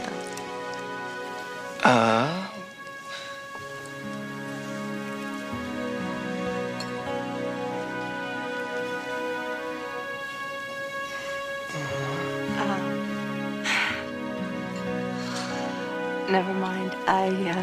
Forget it. I didn't say that. This is embarrassing. No, it's just that, I thought you wanted to be a judge. Don't you want to?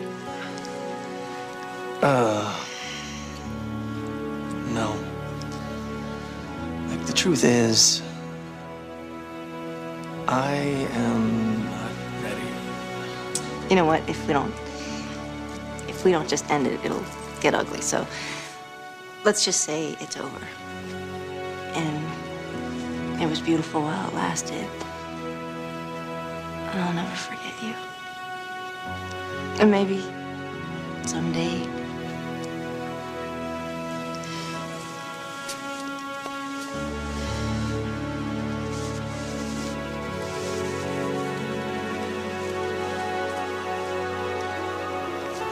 May I cut in? I've always wanted to say that. Of course.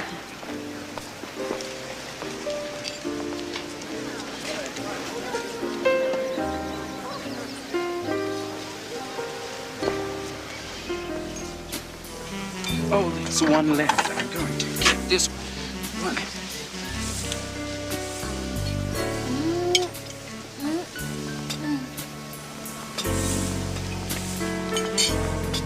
There's got to be one meatball left in this wilderness, and you are going to find it for me. Boy. I mean, it's right there on the screen. Hi, I'm Gail H. Harper. I'm Gail. I say that. I'm Gail. And they still call up looking for a woman. It's no wonder these people get into accidents. I heard there was a slip and a fall in the kitchen. I think it's whiplash. Excuse me, won't you? Oh, thank you. Mark and Susan sure do have a lot of chemistry, don't they? Well, one chemical by itself can be harmless, but you mix them together and they can be deadly. So you keep your eye on them and someone who is not on the guest list. You really ought to make that trip to Europe someday. This time I Mark, promise. I've been nominated to the federal bench. You did it? Congratulations. Next stop, Supreme Court. Oh, thanks. I feel a little sad about it, though. Every break I got came from the job Doug was supposed to have. No. They had to replace him with somebody. Susan, they couldn't have picked a better person. Thanks. You always were my biggest fan. I still am.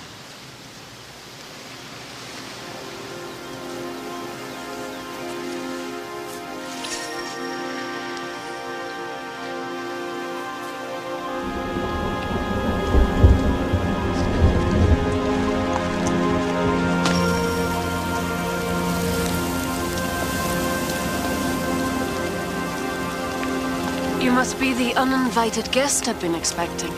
I'm Monica. I'm Andrew. Angel of Death? At your service.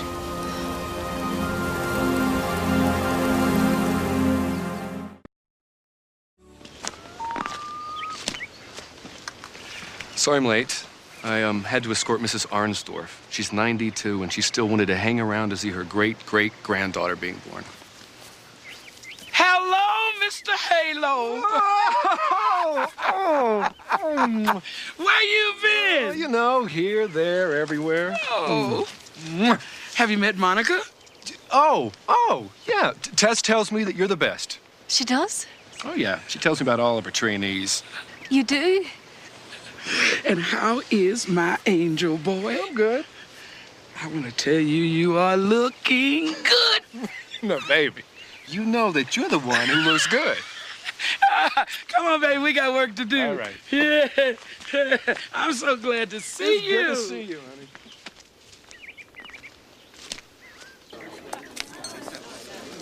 This song is for my friend Andy. Some say love, it is a river that drowns the tender reed. Some say love, it is a razor that leaves your soul to breathe. Some say love, it is a hunger, an endless aching need. But I say love, it is a flower, and you, the only seed. It's the heart afraid of breaking that never, never really learns to dance. I'm Monica. He was my fiance. He was the greatest, sweetest, kindest, smartest guy. He killed himself. Did you know that? I'm so sorry. Everybody thinks that he cheated. You know, that's all they remember. That he was a cheater. But he wasn't. He was not. Is that what Doug said in the note? How'd you know about that note? The note? From Doug. Yes, that's the one. Yeah. Anyway, I keep it with me all the time. It's right here. It's the only thing I have left. You know, he could have gone all the way. He had the guts, he had the brains, he had the heart to go all the way to the Supreme Court. Lisa. Look at me. I'm sorry. I'm really sorry. There's no need to be sorry. You're a bit mussed up. Lisa. Lisa, you okay?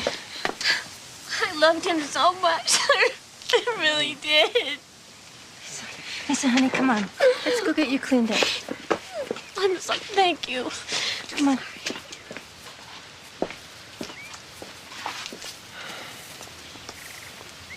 I'm afraid she's had a hard time. She told me. This is a difficult letter to read. I suggest you skip to the 3rd paragraph. I've lost more than my law degree and my job. I've lost my reputation. And worse, I've lost the only thing I know I was born to do. Be a fair and honest judge. How could you live with a man branded as a cheat? How could I live with you watching me grow more and more bitter? Just remember, I'm innocent. Computers don't lie, but somehow that one did. But I can't prove it. And I love you. Goodbye, Doug. Doug was meant to be a judge, and he would have made a fine and good judge just as he was a fine and good man. But all that was stolen from him. Do you remember the final exam, Mark? Yeah. That was the last time I saw Susan.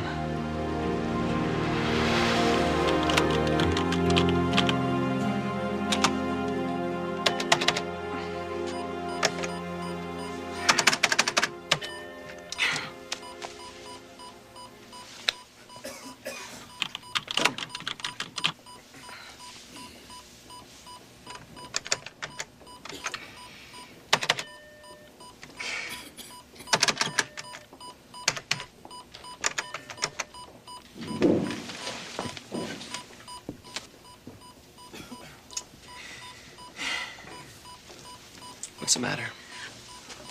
I don't know what I did. I pressed something wrong and it shut me out of the test. Were you finished? No, I had about a half an hour left on my time. This is my final. Half my grade depends on this. I'm gonna fail. No, you're not. Reboot your terminal. I'll get you back in through the safeguards.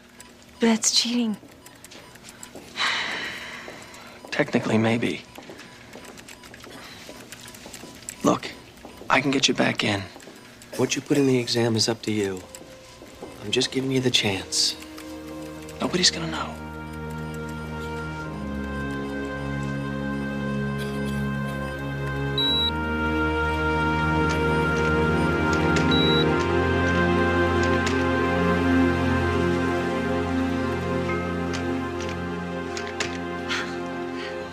Thank you so much.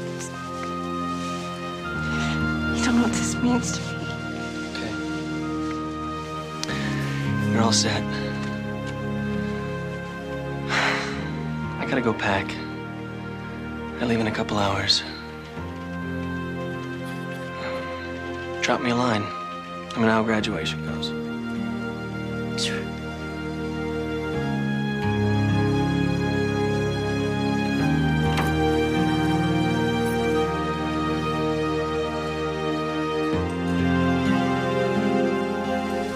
Is that all you can remember? Yeah, it was a pretty messy way to say goodbye. You felt guilty about not asking her to go to Europe with you. Yeah, Guilty enough to help her cheat? wasn't cheating. Well, I mean, sort of. I'm not proud of it, but it's not like I gave her the answers. You gave her something much worse, time and access to the computer system. To finish her test, she had time left. Running into her that day wasn't an accident, Mark. She knew you'd be there taking your test, feeling guilty about her and ready to be used. What? Remember what Doug's letter said? Computers don't lie. Think about it.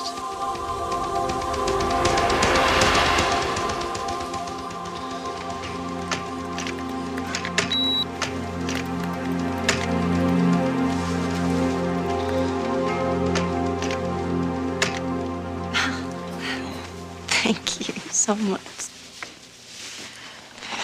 You don't know what this means to me. Okay. You're all set. I gotta go pack. I leave in a couple hours. Drop me a line. Let me know how graduation goes. Sure.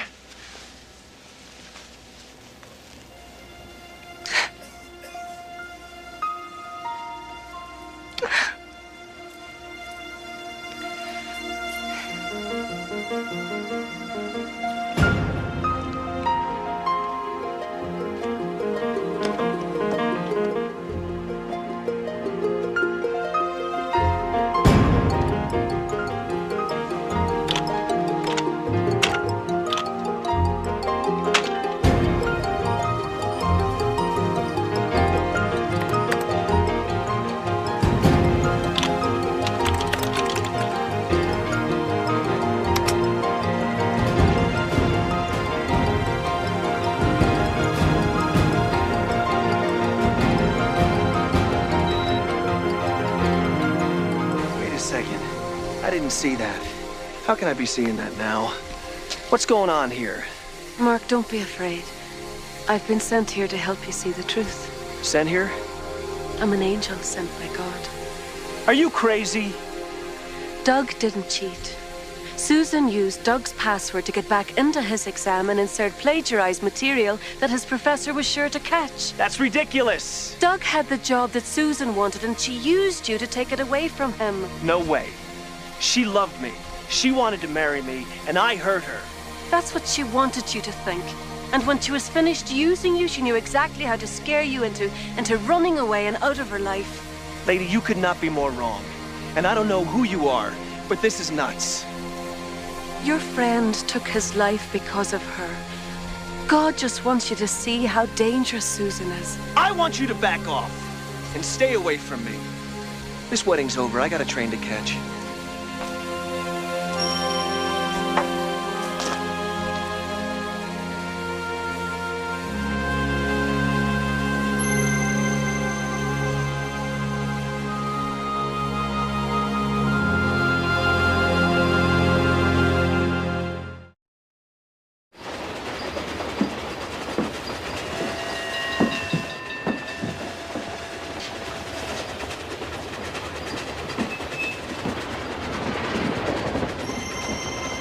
All these years, Mark has been blaming himself for hurting Susan when it was Susan who hurt him. I hope I can get through to him. Well, you better. His life depends on it.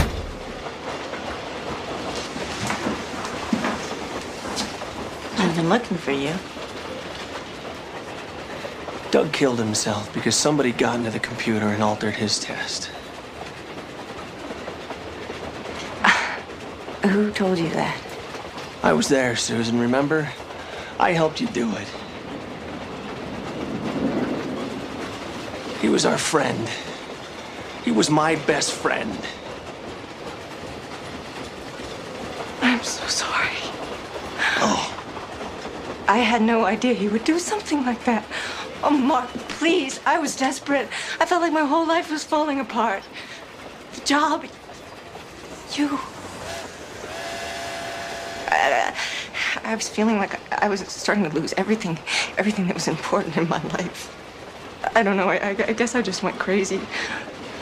When I found out that Doug, I almost followed in Doug's footsteps. When I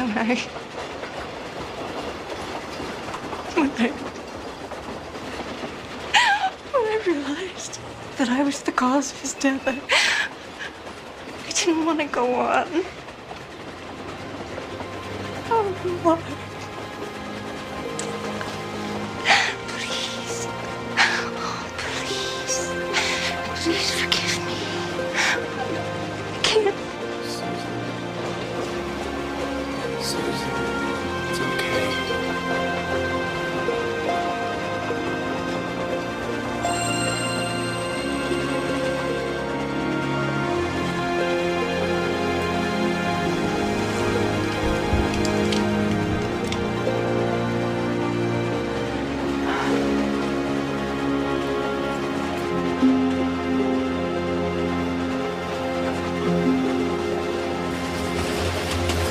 Monica! Listen, I handled a near miss a couple of weeks ago, and I found out something that might make all this a lot easier for you. I'm doing just fine by myself, thank you. But did we get off on the wrong track here? Look, I'm just trying to help you. And, you know, my first couple of years as a caseworker were pretty rough, too. I may be a rookie, but I'm certainly not incompetent.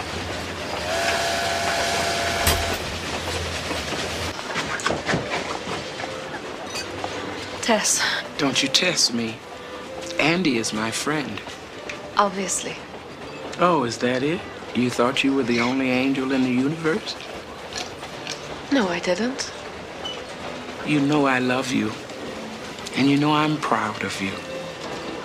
And I love Andy, too. Love is like air. There's plenty of it to go around for everybody. I know that. But Andrew keeps telling me how to handle my assignments. Sweetheart, we're all on the same team, trying to win the game together. And don't you forget who's calling the plays for all of us.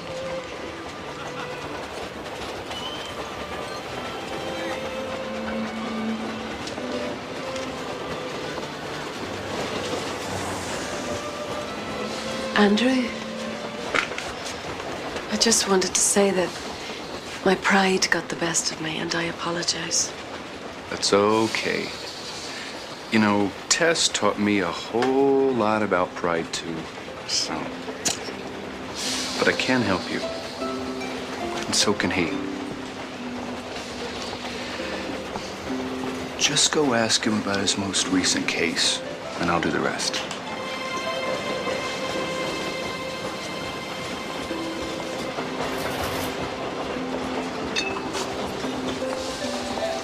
Hello, Gail.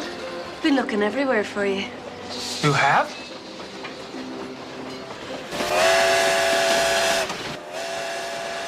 How utterly enlightening. And you know me, that's just the way I handle things. It's a gift. Mark. I'm busy. Susan? Susan! Oh, my. How are you? Mwah! How are you? Huh? Do I know you? No. We have so many friends in common. We should catch up. Over here, maybe. Come on. Excuse us. Gail, why don't you tell Mark the story you just told me? I just told that story. Oh, but you tell it so well. Oh, okay. This is all strictly confidential, of course, so don't tell anybody. Case I'm handling now. Brilliant lawyer, a nominee for the federal bench. He's locked for the job. Then he gets caught up in some kind of a weird scandal. He has a spotless record, yet he is totally discredited. So, tries to kill himself by driving down a residential street at 120 miles an hour and slamming into a tree. Future judge doesn't quite make it. And his latest mailing address is Vegetable City. When did this happen? A couple of weeks ago. So anyway, this guy, he's... Are you sure it was the federal bench? Yeah, I am. But the story's not about him, it's about me. So now here is the interesting part. My client, Another life ruined. So it wasn't just a one-time thing with Susan, Mark. You weren't the first choice for that appointment, were you? The first choice is having to get his reputation ruined. I want some answers. He was crooked. Like Doug was crooked? You've been manipulating people your whole life to get what you want, Susan. What do you care how I get there? The important thing is once I'm there, there's plenty for both of us. Think about it.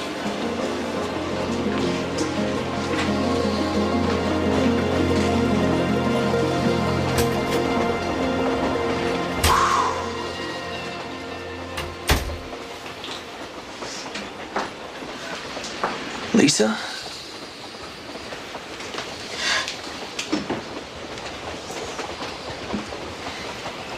I lost it. Lost what? A letter.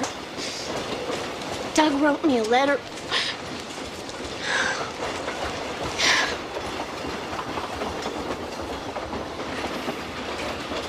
You know, I just don't understand what happened. I mean, I know he was devastated, but why didn't he come to me? Could have handled it together. We could have handled anything together. But he didn't come to me. He just ended everything. Not just his life, but our life. What are you talking about? You moved on? You've got your law practice? There is no law practice. I didn't even take the bar. I couldn't. You don't run your father's firm? I'm secretary, Mark. I run for coffee. Oh, Lisa. There's a lot of people who care about you, Lisa, including me. And I know how much Doug loved you. And how devastated he would be if he saw you like this.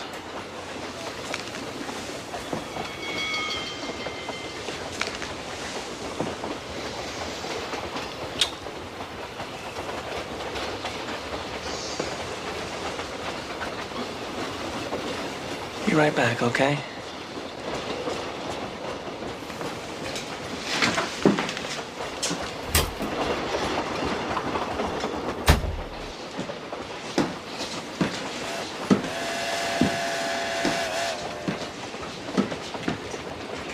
Do you believe me now? Where did you come from? If you won't listen to an angel, then listen to Lisa. She's living proof of the nightmare caused by Susan. An angel. You weren't kidding.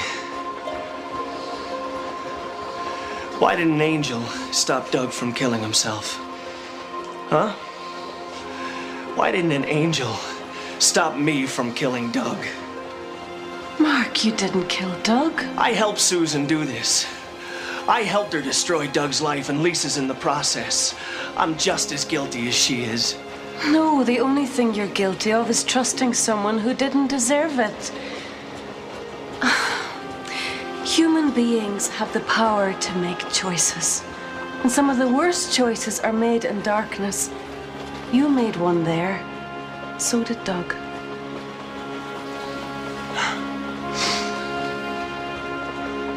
I wrote him letters. All these years, I wrote him letters.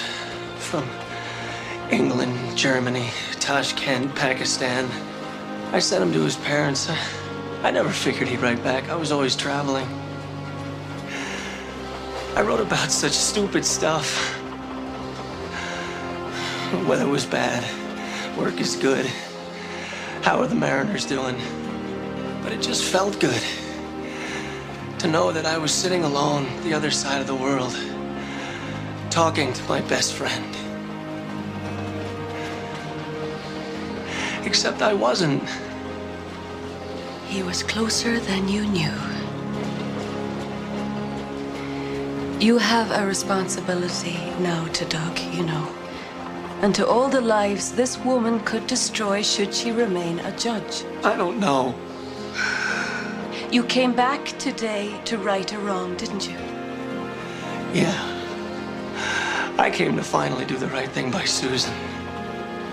Well, you're here to do right by Doug, too, in more ways than you know. You know in your heart what the right choice to make is, Mark. Don't be blinded by what you've mistaken for love.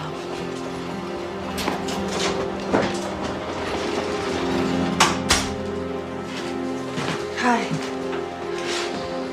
Hi. We need to talk.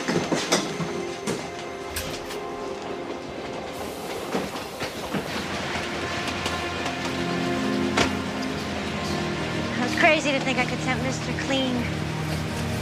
You were always way too honorable. It's one of the things I loved about you. You're right, of course. I don't deserve the bench, and I won't take it. I will ask one favor of you. That you will allow me to back out quietly, so that I can save whatever reputation I have left. Oh, is that right? What about Doug, huh? What about his reputation? Doug's disgrace killed him, Susan. Well, you know what? You're just gonna have to live with yours, and I'm gonna see to it. Goodbye. Goodbye, Mark.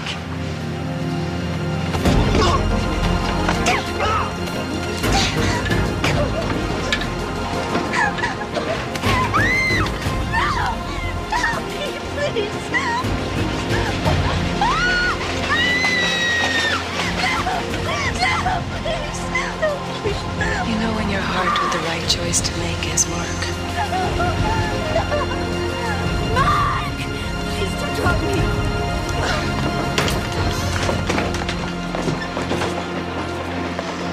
Oh, horrible. Are you all right? I'm fine. I'm just fine. Just get in the front of the car and expect trouble when we get off. Don't threaten me, you weak little man. I'm gonna bury you. You're gonna be back working at the gas station just like the day I met you. You'll never be anything because you don't have the guts. I've got guts enough to make sure you don't get in a position of power again. That's enough.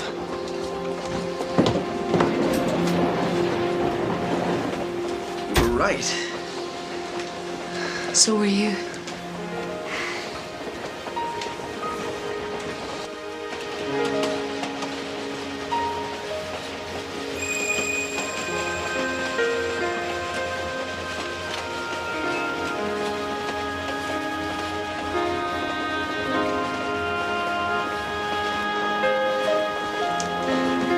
It's not going to be pretty, but the truth is out now and it'll stay out.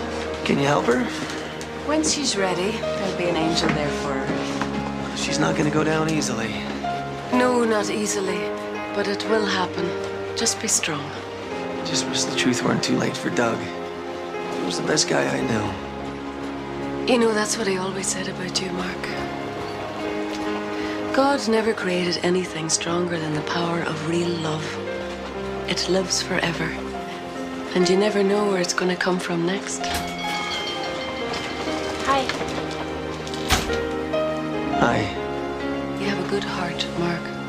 You should share it with someone who knows how to love. Thank you. You're welcome. All I said was hi. That's enough.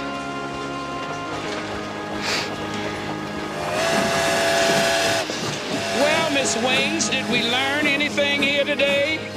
Yes, I learned 3 things. Oh my, this is a grand day. Go on. If you want to be a judge, don't go around making up your own laws. That's one. Don't go judging the angel of death until he's saved your halo. Now, that's the 2 I was thinking of. What's number 3? If you really, really, really love somebody, always bring them back some meatballs from the wedding. Miss Wings, I've trained you right. Don't be shy, baby. Come on, dig in. Ooh, yes.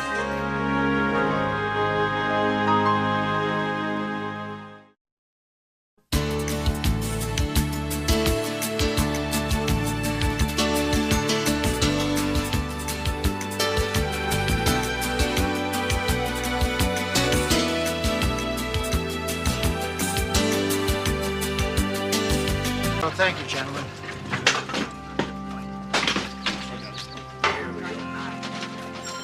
All right. Put your fingers on the oscillations like that. Yeah. Now, when you throw it, you lead with your elbow, not your whole body. Like, right? But you don't push it. You just you release it. Just right when it arcs, like. Ta. Okay. Okay. All right. Now I'm going to go out for it, and then. Out for it? Yeah, I'm going to go out for it. You just get the ball to me, and I go to the goal. Okay. Okay? Okay. All right. Okay. Ready? Okay, I got it. Touchdown.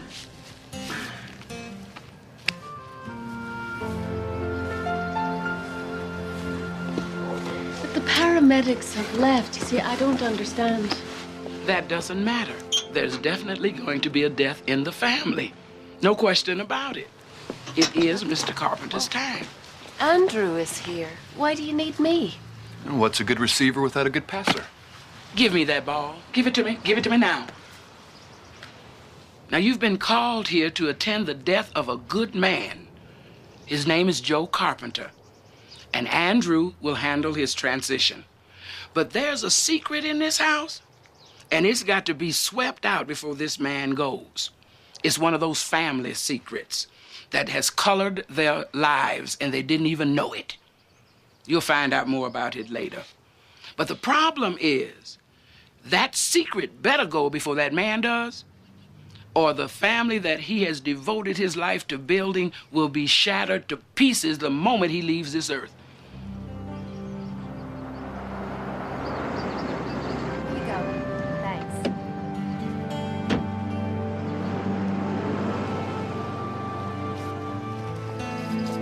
That's Kimberly, the youngest daughter.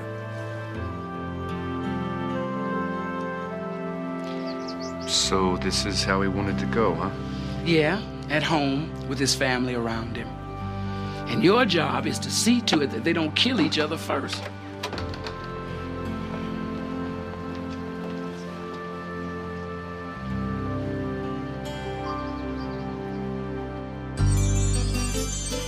When you walk down the road, heavy burden, heavy load, I will rise and I will walk with you. I'll walk with you till the sun don't even shine. Walk with you every time. I tell you, I'll walk with you.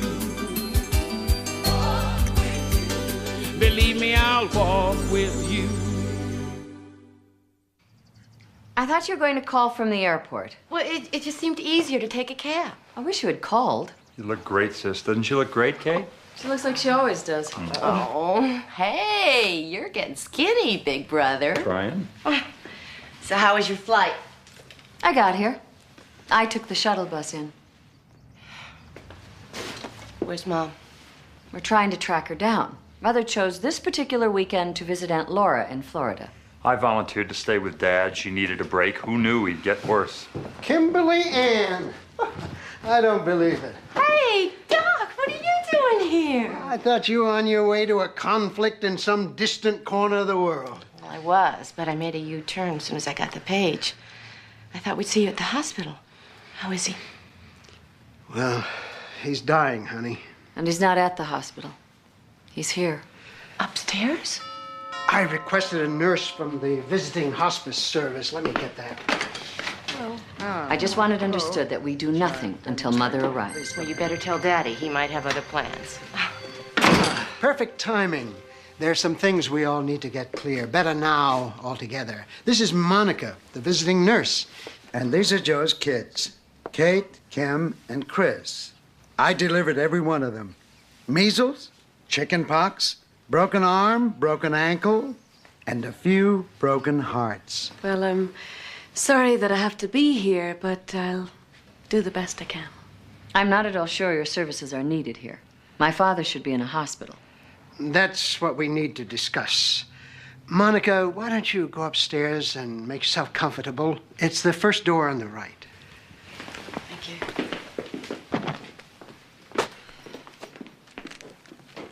Your dad signed a living will. I never knew about this. He asked me to make it up for him after his first stroke. He recovered so fast from that one. No extraordinary measures, no heroic measures, no resuscitation, no intravenous feedings. What is he saying? He wants to die?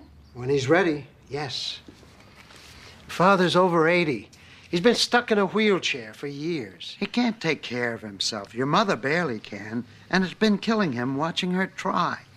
He wants to die of old age, here at home, with some dignity.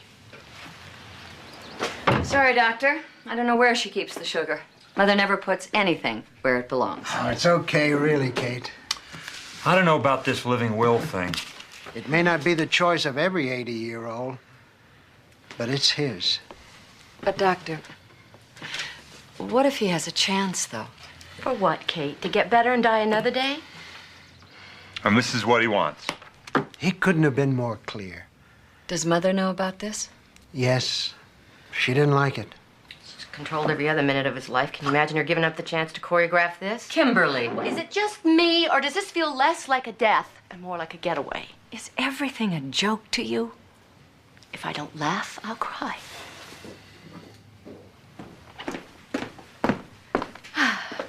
I've met your father. We're going to get along just fine. I think we should take him to the hospital and wait for instructions from Mother. Well, the hospital is bound by the living will. It's a legal document. They can't do anything more for him there than we can here, probably even less. It'd be easier for everybody. No visiting hours, no cafeteria food. And I'll make sure that he's comfortable, Doctor. You've had experience in this? Yes, it's quite a miracle. I always feel privileged to be present in the last hours.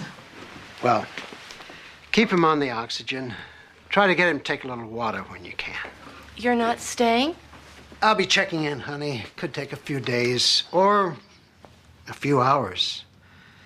Call me when we're close. Your father's gonna die. He knows it. You have an unusual opportunity here to make it something special. Most people don't have that chance.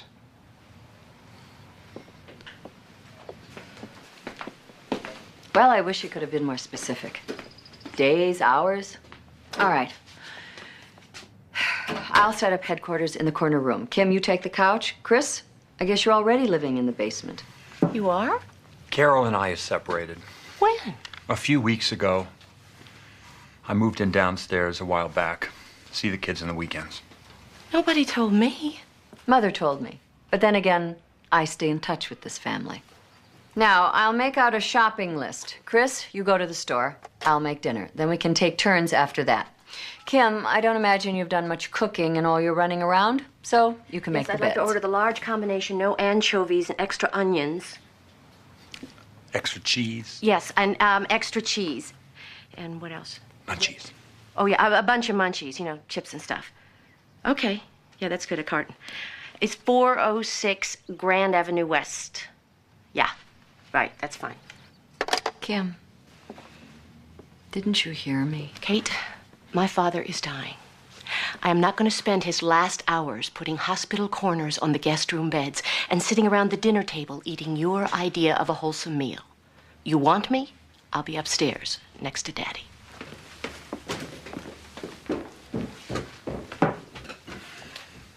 It's a kind of a combination Death Watch, Come As You Are pizza party, family reunion thing. I've never been to one before. I guess we're gonna have to play it by ear.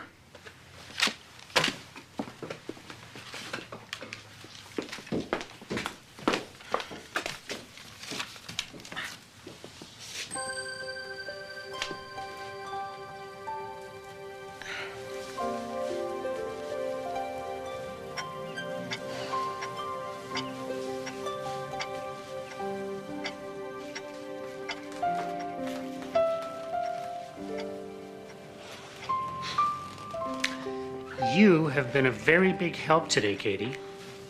When is Mommy coming for her surprise? Oh, as soon as her book club gets out. Any minute. What's a book club? Well, you know how Mommy goes away for a little while on Friday afternoons? She goes and visits other ladies who like to talk about the books they've read. I can read. Yes, you can. And you're going to be a great reader, just like Mommy. W A L L A P A P. I'm hungry. E R. That spells decorate. I can read. See, Daddy? Daddy? Good for you, honey. Good for you. Tell you what, let's go get some pizza. Pizza! Yay! Pizza, pizza, pizza, pizza, pizza.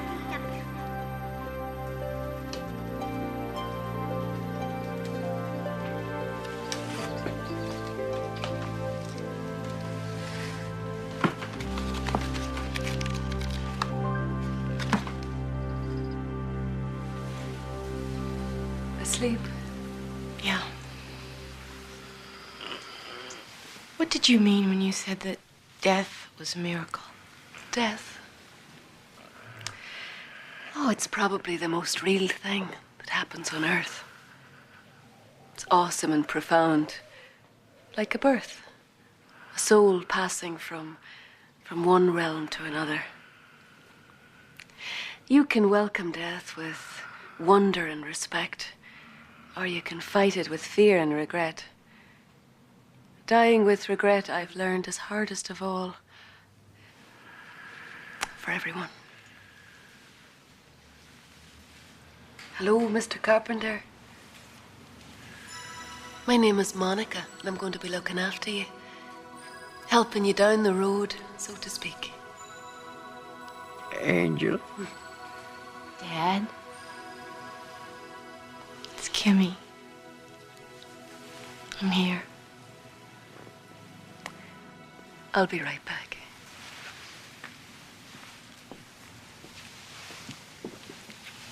Hi, Daddy. Dr. Chappell told us about the living will. I just want to make sure it's what you really want. I don't know if I'm going to get another chance to be alone with you, Daddy, but I just want you to know, if you have to go, I understand. I don't want you to hurt.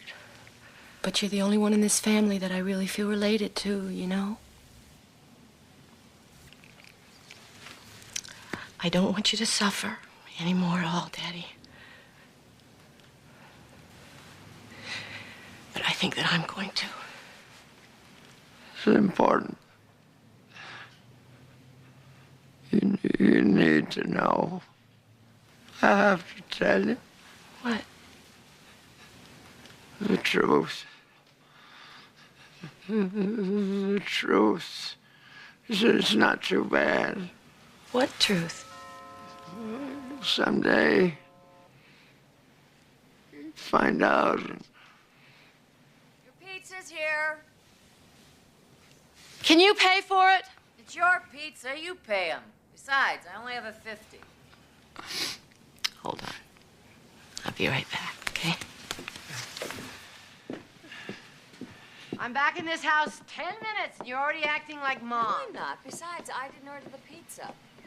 Yeah, but I bet you expect to eat some. How do you do, Mr. Carpenter? My name's Andrew. Death? Yes. I'm an angel. And I guess you can say that this is my specialty. Monica's an angel, too. And we've been sent here to help your family make this passing with you. Afraid? Afraid, Death? Oh, no. No, never. Besides, do I look scary to you? Father. Okay. Now, we're going to take this in steps. And some of the steps are not going to be easy. But remember, no fear. Talk to Kim? Can't go? Kim's not going anywhere, Father. He's hallucinating. Father? Mr. Carpenter. What's going on? Mr. Carpenter. Father's having a small stroke. Oh, my God. Mr. Carpenter, can you hear me? Mr. Carpenter, can you blink for me? Daddy, what were you going to tell me? What?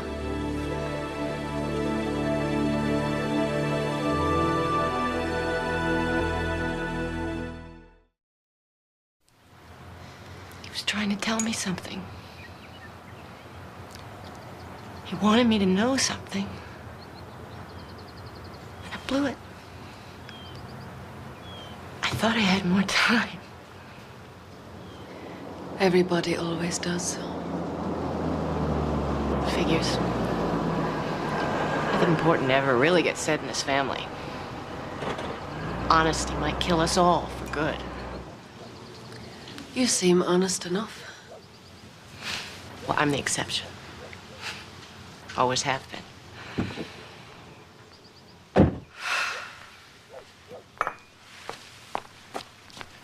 Good afternoon. I'm looking for Ms. Catherine Carpenter Dorfenbacher. Come on with me. She's my sister. Mother called. She's got a midnight flight that'll get her in first thing in the morning with a layover in Atlanta. Chris can pick her up. This lady says that you're redecorating. Yes.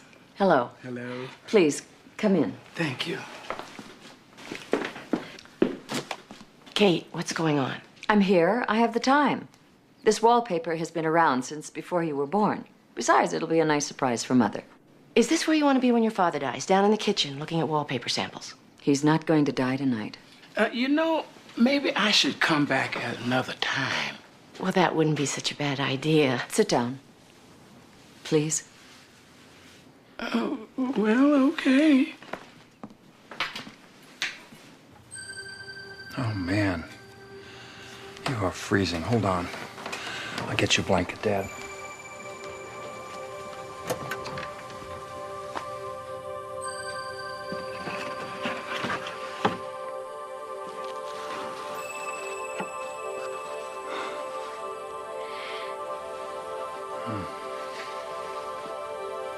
President Kennedy didn't even wear one at his own inauguration. A lot of guys stopped wearing hats after that, but I didn't stop, just on general principles. I couldn't imagine letting my head get cold for the rest of my life just because some fella in Washington didn't want to muss up his hair. Man's got to have a few things that are his own, you know, Chris. Got a nice suit, good hat, able to polish your shoes on Sunday morning.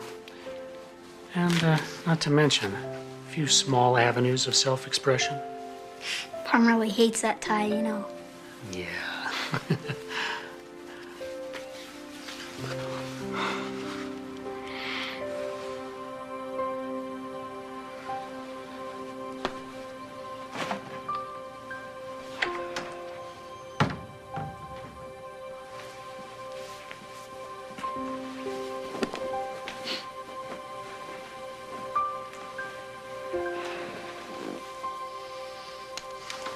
You know, Chris, this is it. These are going to be your last hours with the man. I think you better say it now. I wanted to thank you. You taught me so much. And I don't know if anybody's ever told you, but you lived a very good life.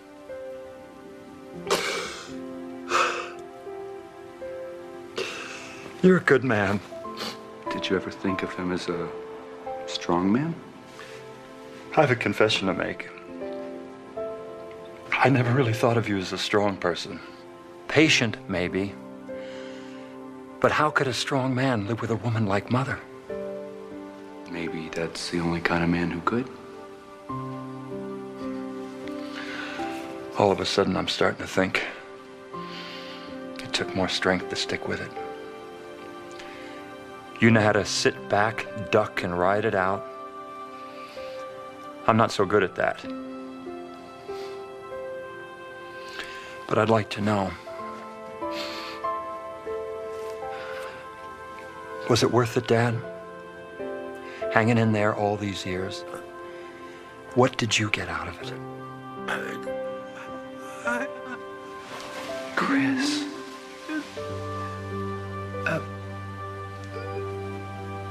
He got you.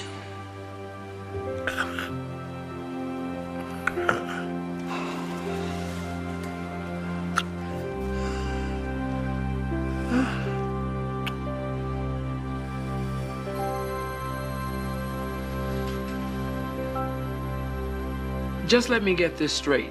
We're going to replace the wallpaper in the kitchen. Yes, with the same pattern. If it's available, which I very seriously doubt. I understand that. And in the hallway? Well, I will have the estimate for the fabric wall covering tomorrow. Now, in here? Well, I was actually thinking of recovering. You do upholstery, I hope. Oh, yes. Oh, good. Because I think we're going to have to start all over again in here.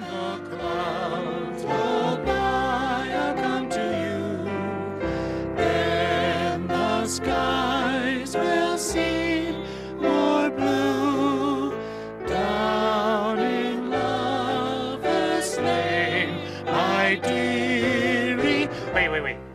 Kimmy? Kimmy, come join us. Come on, you can sing my part with me. She wants her own part.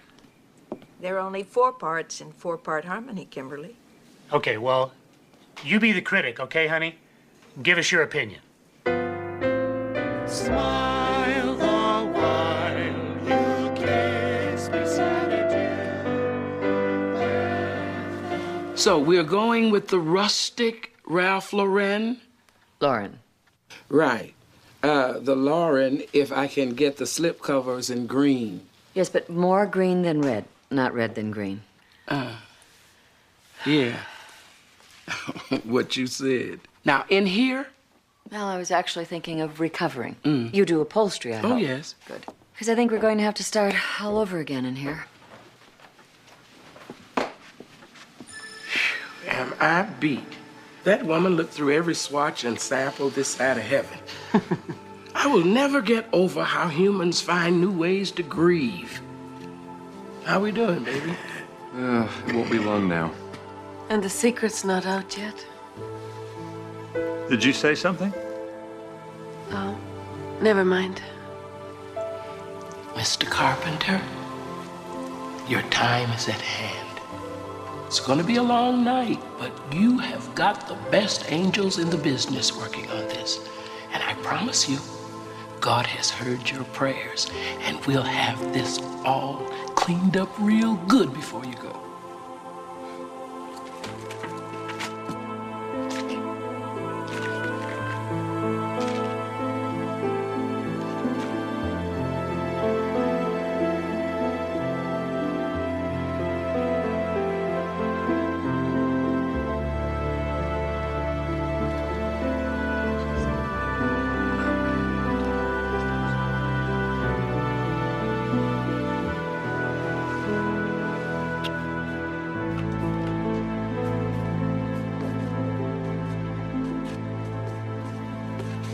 Why is it all closed up in here like death? Well, it's a theme party, Kate. I hope to God he didn't hear that. He probably did. Somewhere deep inside, he's probably cracking up. His temperature went up during the night. His pulse is very low. I think we're getting close. What are you doing? Getting his suit ready. For what? What do you think? Keep your voice down. What for? Daddy knows. Don't you, Daddy? Yeah. Chris is getting his suit ready for his funeral. This is the one you wanted, right? This is outrageous. It's cruel. Stop it. Why, Kate? He's dying. He knows it, we know it. Why can't we talk about something real for once in this family? This is what he wants. This is why we're here. He wants to die in this house with us. But he can't if we pretend that it's not happening. You know, you're in denial, Kate. Serious denial. Yeah, well, you're damn right I'm in denial. And what's wrong with denial anyway? Denial is highly underrated. I found it. Here it is, right in his pocket. Oh, my God. Put it away. Why should I? It's his favorite. You don't know that. Yes, I do. If Daddy wants it, then Daddy gets it. You're not right? putting that ugly tie on my father. You just try and stop me. Back off, Kate. You can't come in here and make all the decisions just because you got an attaché case. Who do you think you are? I'm his daughter. Well, so am I. No, you're not. What the hell is going on in here? Hey, Mom.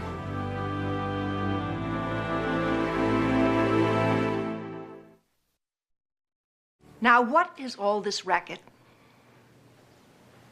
I did not raise mutes. Is it true? Is what true? He's not my father? No. Oh, my God. My God, my God. Daddy. I assume he's heard everything. Nice going, Kate. You knew? I never told him. You didn't have to. It doesn't take a rocket scientist. That explains everything. I never felt like part of this family because I wasn't part of this family. Kim. Oh, honestly. Everybody shut up. Who are you? I'm Monica. Welcome to the family secret, Monica. Tell me straight. What are we looking at? A few hours.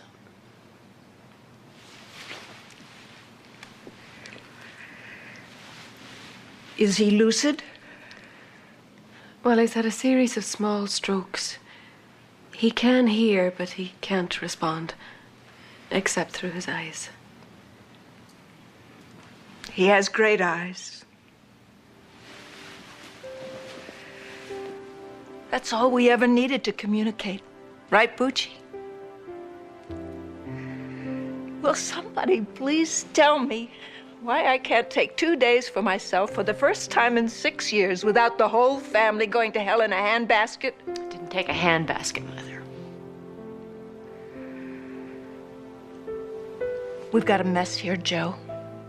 I gotta clean it up and then I'll get back to you. Do you think you can hang on for me, baby?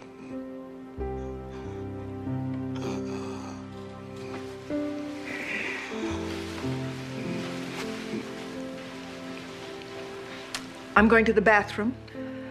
I'm going to put on my slippers. I'm going to make some tea. Then there will be a family conference in the kitchen in 5 minutes. Yes, ma'am. Don't forget your attaché case.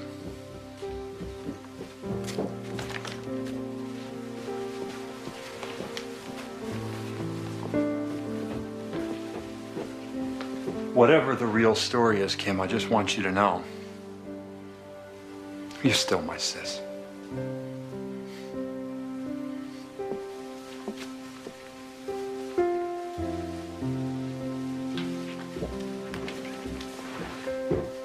Is that what you were trying to tell me? You wanted me to know?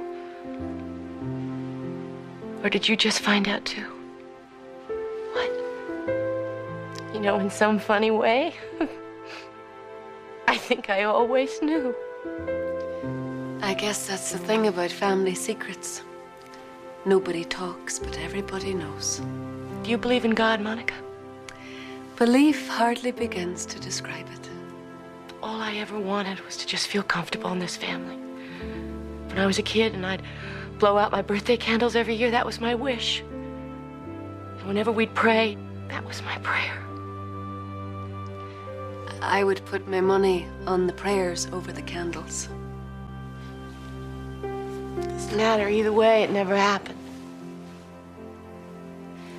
Well, that depends when you think never began. I mean, you wanted to drive a car when you were 8 years old. But thank God he didn't answer that prayer, huh? All prayers are answered, Kim. It's just sometimes the answer is no. But sometimes the answer is not yet. Kim!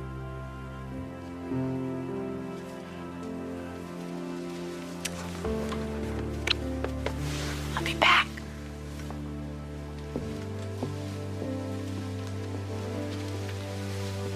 Sometimes the answer is no, sometimes the answer is not yet. What, are you making fun of me? No, I think you did great. Joe, she did great, didn't she? See? Andrew, what do you think the chances are of a special dispensation? Monica, I don't know. It's worth trying, huh? Because sometimes the answer is yes. So there was no book club? No. Just Friday afternoons with Tony. Daddy's old partner? How could you do that to Daddy? I'm not proud of it, Kimberly. But I forgave myself. I hope one day you'll be able to, too. How long did it last? A couple of years. Then your father got that job, remember? I know you were too young to remember, Chris. But Kate, you do. Joe and Tony had been partners for 9 years, and then one day Joe walks in and says he's got another job. For less pay, more work, and with a company he hated. That's when I knew he knew. That's when it ended. But you didn't say anything. We never discussed it. He could have left. He could have thrown me out. But he just kept on loving me instead. When you were born, Tony stayed with Joe in the waiting room. He was so afraid you'd be a boy who would grow up and look like him. That's the first thing he asked. Boy or girl? But do you know what Joe asked? How's my wife?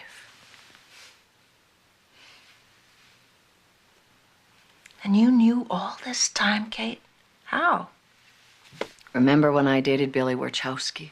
That boy with the bad skin? His father owned the Riverview Motel. That kid always did look at me funny. Well, it wasn't much of a leap, Mother, to figure out the rest. Yeah, me being the rest. That's not what I meant. Tony Laneri. So, now you're Italian, Kimmy. Don't you think that this is something we should discuss in private, just the two of us? Everybody here knows. Why is it in this family that every secret is a matter of public record, but the most obvious problems never get discussed at all? We're dysfunctional? It's just a guess. So, I'm not a carpenter anymore. Oh, for heaven's sakes, Kim, of course you are. Man, Dad is really something. If it were me, I would have walked out. You did walk out. That's not the point. I had reasons. So what? People nowadays bail out at every bump in the road. Not like the old days. People couldn't afford to break up every time the going was tough. Well, that's easy for you to say. Obviously, the old days weren't that tough for you. You can't judge a marriage until you're in it. Well, you can't judge a family until you're in it either. Hello? Hello? Good news. I got all the pillows and the bolsters and the matching drapes, and the wallpaper is on order. You are looking at the swatch queen of Ralph Lauren. Lauren. You got any more of that tea left?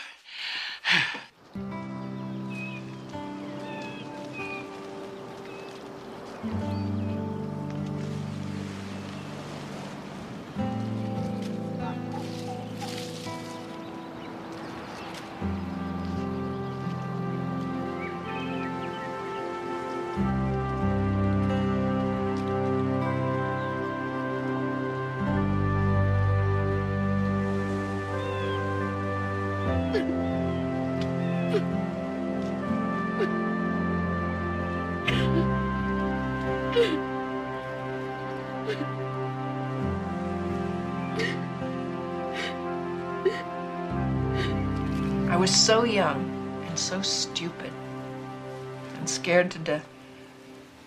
So you decided to pretend it never happened. That's right. But you had this little human being running around the house every day, reminding you of what you'd done. I couldn't let her get too close. Oh, you couldn't let anybody get close. Not your husband, not any of your children. Loving them would have been dangerous. So you had to control them and protect your secret. That's the trouble with secret, sweetie. If you let somebody in your heart, they're going to find out what's in there. So your family paid the price. You got a son who mistakes your husband's strength for weakness. You got a daughter that doesn't know where you end and she begins. And you've got this little girl trapped inside of Kim, crying, begging to know that she belongs in this home. Not to mention a wonderful man upstairs who deserves to die in peace. It's too late for that. Oh, no. The peace is just beginning. How did I end up spilling my guts to an interior decorator? Well, I was just about to tell you about that. You see,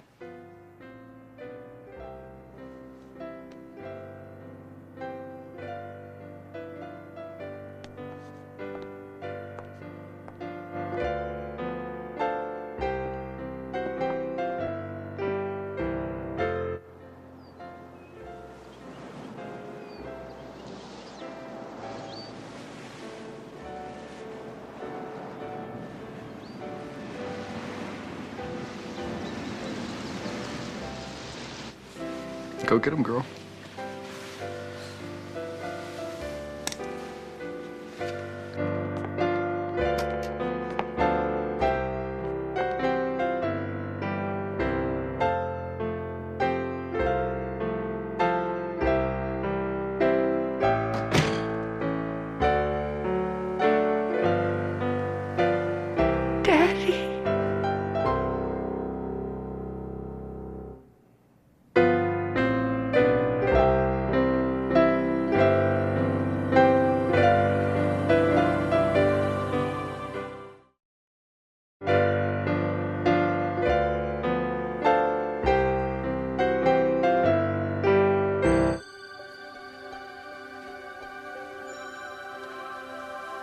Will someone please explain what's going on? well, first, in case it's still not clear, I am not an interior decorator, and Monica is not a nurse. We're angels. God has sent us here to bring your father home. To be perfectly accurate, there's another angel that will escort him when the time comes. But all of us, we've got a lot of business to take care of before then. You may want to sit down, darling. I'm confused. Well, that's abundantly clear. But God is not the author of confusion. He likes to write happy endings. Then Dad is okay and this is some kind of miracle? Well, technically, this is what we call a special dispensation. Your father is going to die, Chris. And you may conclude from the presence of the angels here that This is not a bad thing. Or at least it doesn't have to be. I'm going to turn this assignment over to Monica. She needs the experience. Go ahead, baby. Well, as families go, you have a pretty good one. But it almost broke under the strain of this secret. Kate, you missed out on the joys of being a sister trying to protect your mother. And Chris, your suspicions about your mother have become terrible, destructive suspicions about your own wife.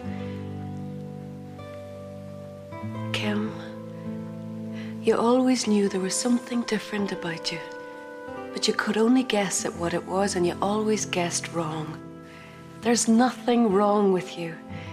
In fact, you're a shining example of how God can take the saddest things and turn them into something beautiful.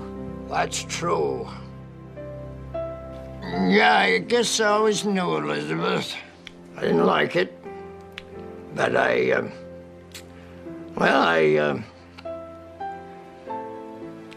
love you so much, I just prayed you'd come back.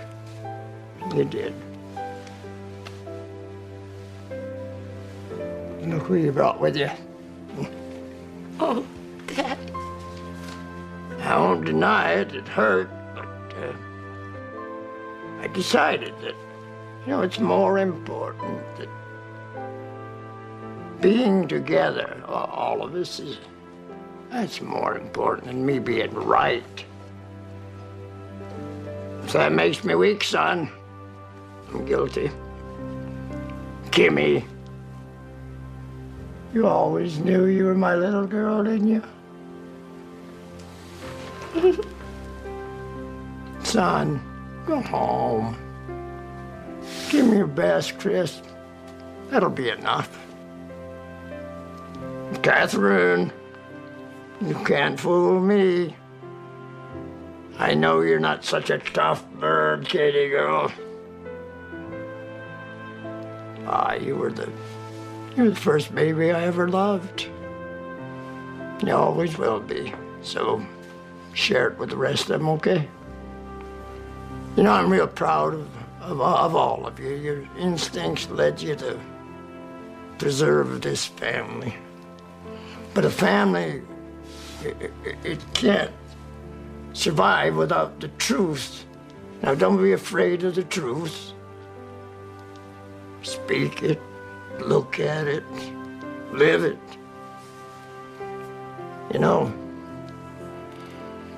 These last couple of days, I've seen a little corner of it, and by God, it's beautiful.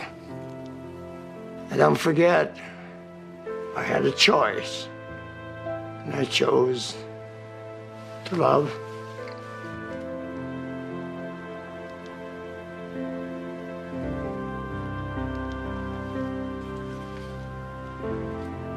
Listen, it's been a real privilege to me to be your father.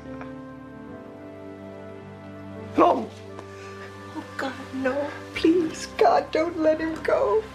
Joe, listen to me. I love you. Please forgive me. Oh, I forgave you a long time ago, Boogie. You know that. I can't even get a reading. The time is now. Joe, can you hear me? He can, but he's too busy to answer. Busy?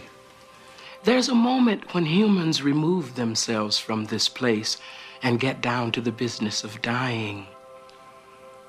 You see, his spirit is straining to remove itself from a body that won't release him. Is he in pain? Oh, no.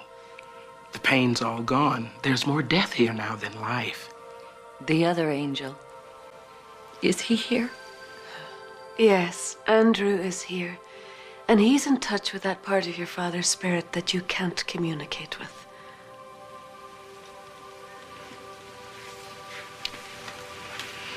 Daddy, we're here with you. All of us.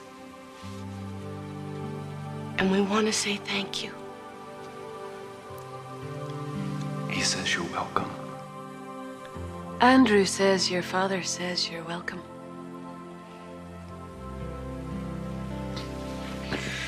We'll see you again. Won't we? He says you can count on it.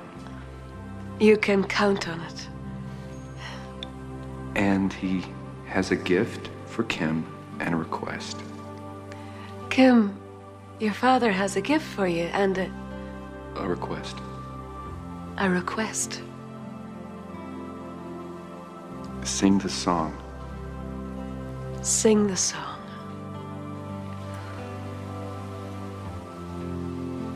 Chris, you take the bass. Kate, take the alto. I'll take the melody, and Kim, honey, you take your daddy's part. Smile the while you kiss me sad adieu. When the clouds roll by, I'll come to you. Then the skies will seem more blue. Down in Lover's Lane, my dearie, wedding bells will ring so merrily.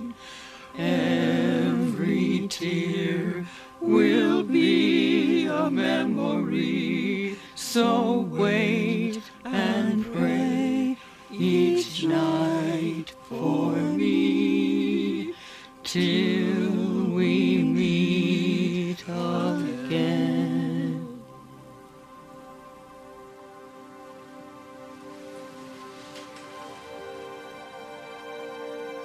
Oh. Oh. Oh.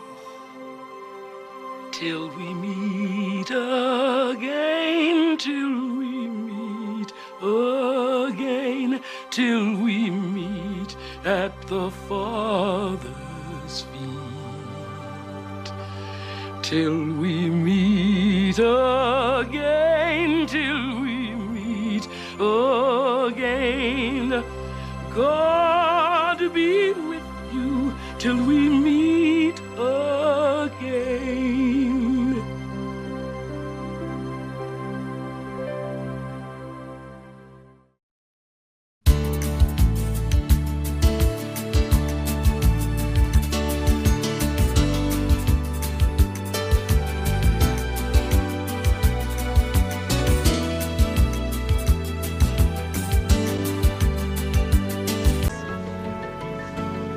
Rest in peace.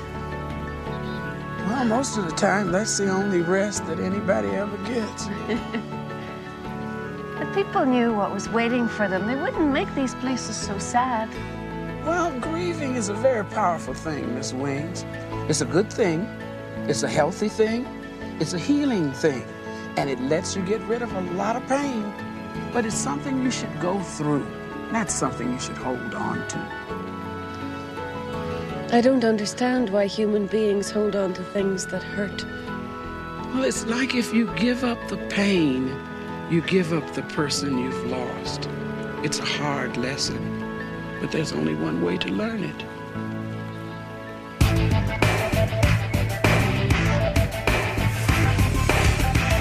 God is dead, hope has died. You said you loved me. What is going on? It's a music video, and I use the word music very loosely. Is he my assignment? Oh, Tess, my first rock star. Yeah, and riding high, too. But the dirt is gonna crumble under those boots soon, and you need to be there when it does. You lie. You know I cried. Andrew, what are you doing to yourself? Looking good. Let me guess. Rock and roll is dead and the angel of death has come to bring us the glad tidings. Tess. This is John Mateo, someone of his biggest fans. Well, you're his silliest. Are you here on business? I don't know. I just got the call. Just another place in my heart. Yeah, John, very nice, very good, very sweet. Music. All right. Everybody ready? Let's do it one more She's time. been a little bit cranky ever since the death of Swing. Yes, and I'm still grieving, so don't give me any trash, Mr. Halo Boy. All right, come on. All right, let's take it again from the fall in the grave, and this time I need more death. Okay? Got What it? is it, Andrew? Everybody ready? Let's do it one more time. Let's go. It just looks like there's going to be a lot more death ahead.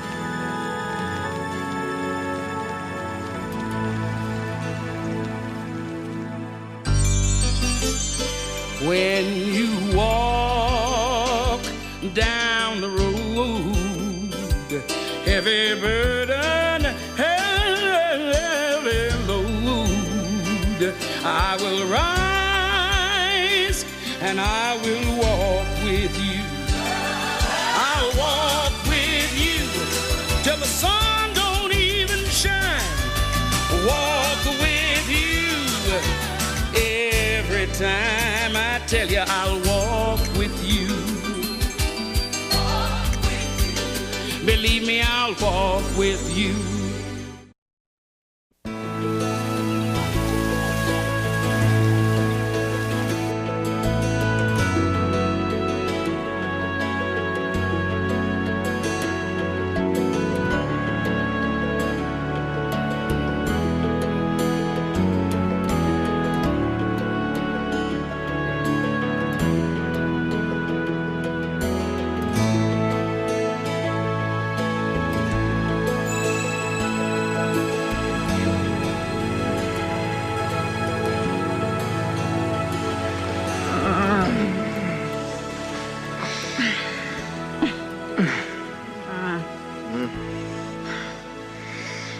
Good morning, Miss America. Yeah, it's Ms. America to you.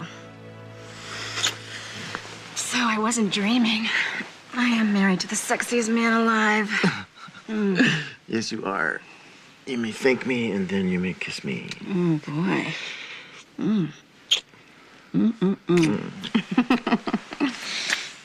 I love Saturdays. We should just stay in bed all day.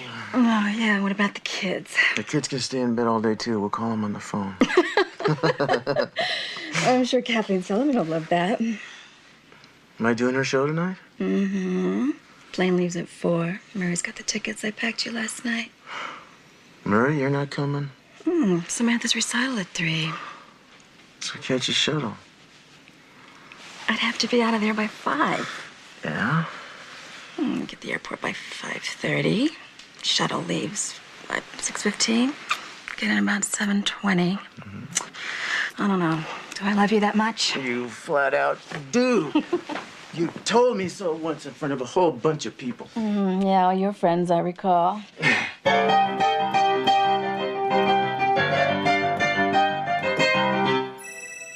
What happened to Roy?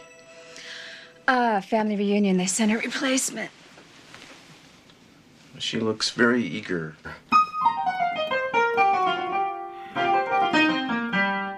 Hey. Come back to bed. We have time to play. Play? Yeah, much better.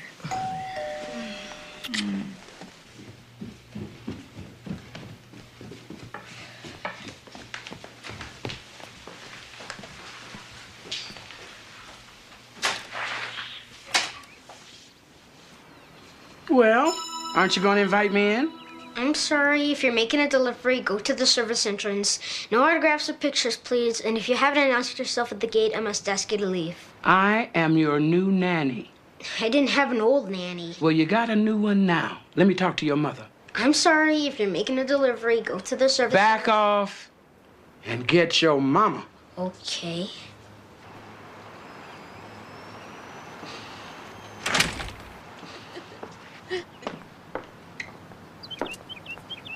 And what are you snickering at? You have such a wonderful way with children, Tess. They respond so well to you. You keep that up and watch how I respond to you, Miss Wings. Everybody decent? Come in, Sam. Hi, sweetie. You guys gonna get over each other. It's so embarrassing. Well, you better get used to it, kid, because it seems to be a permanent condition. Mom, I set the table for breakfast and I brought in the newspaper. And I'm going with Lisa to that concert, so I'm gonna need some money for the tickets. Wait, freeze. What concert? Zombie Charlie and the Erasables at the university. It's gonna be really cool, and we're gonna stay with Lisa's brother at his dorm. Overnight? Please don't say no. No. Mom, everybody's going. Yeah, well, that's everybody else's mom's problems. I only worry about you. Sam, you're too young to be staying a night in a dorm. And that's final? Yeah, that's final. This is so unfair. What is? I already said no. To what? John. Dad, there's this concert. Yeah, who's playing? Sam, would you excuse us a minute, please? Yeah, if I get to go. Samantha. I know you're supposed to back me up when I say no. No to what? That's not the point. Oops. Have I committed a parenting felony? Well, considering you jumped into an open grave yesterday wearing leather pants, screaming, "Hell is just another place in my heart." Gee, John, I'd say your parenting skills are about as good as we could hope for. Are you saying you don't like Hell is Just Another Place in My Heart? That song is going to put new Italian granite on your kitchen countertops, man. Well, I don't hate it as much as the other one. What? Am I hearing this? You hate my music? Are you telling me you hate my music? I've always loved your music. It's just your lyrics lately. What about them? God is dead. Hope has died. You said you loved me, but you lied. So, it's 90s. It's despair. It's a rebellion song, you know. Gives kids permission not to listen to their parents. What? Yeah, but John, we want our kids to listen to their parents. Evie, it's just a song. Yeah, but songs get stuck in your head, John, and I don't want God is dead, hope has died stuck in our kids' heads. Uh-huh. Okay, fine. Well, I'm doing what I can. You think you can do better, be my guest. All right, I will. Good. Maybe it's time you started making some of the money around here. You're sure good at spending it. Yeah, like the way I spent $5 a week and kept us eating so you could spend 20 on guitar strings. Mom, do I have a nanny? Oh, I completely forgot. What time is it? Is she downstairs? Just tell her to be right down, sweetheart. We'll discuss this later. Is that a yes? Yeah, buddy. That's a yes.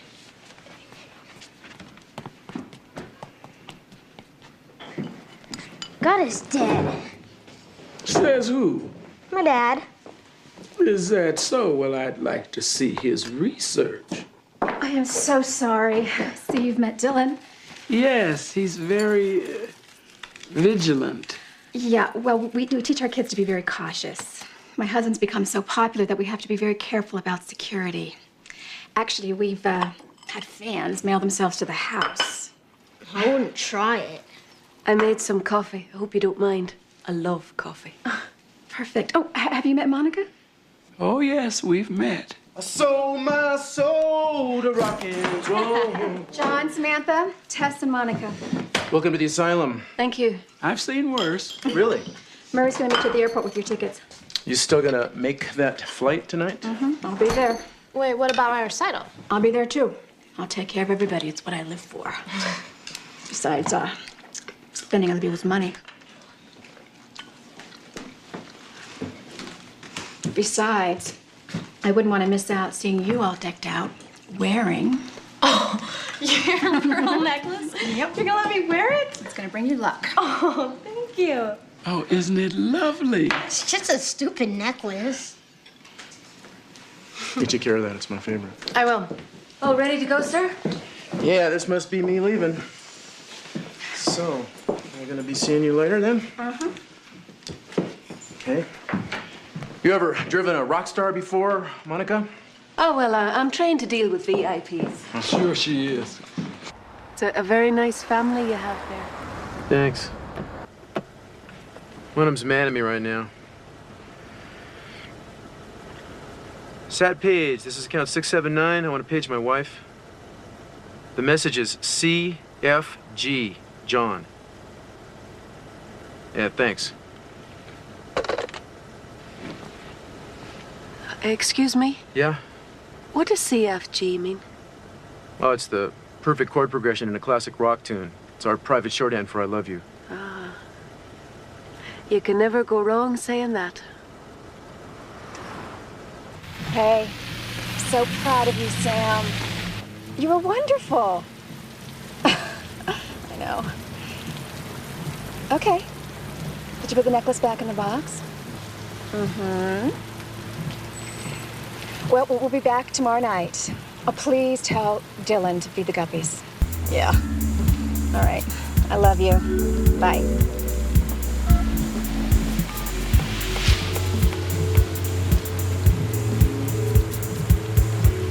Yeah, hi. Count 679. I'd like to page my husband. CFG, back at ya, Evie. Uh-huh. Yeah, thanks.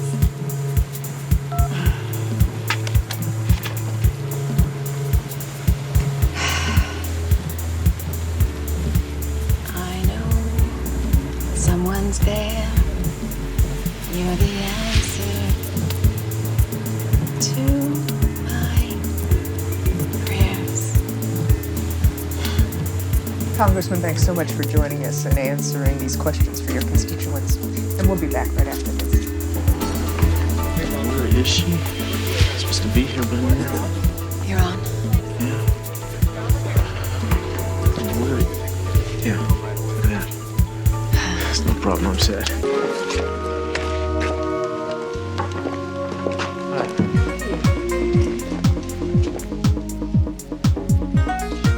All right, people, settle down now.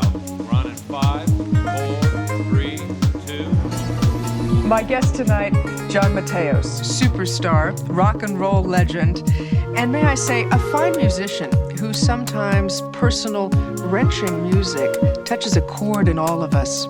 I actually attended his 20th anniversary last year. That's right, I think you did. But this wasn't your show business anniversary, although that was quite a party, too.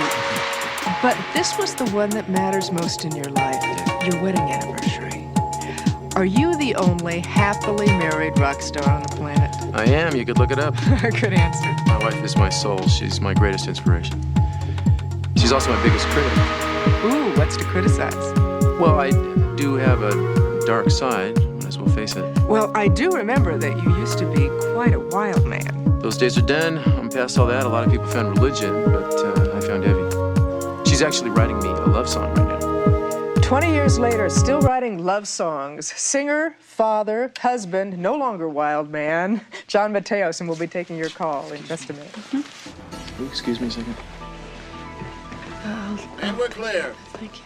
Okay, folks. What's up? Well, there's been...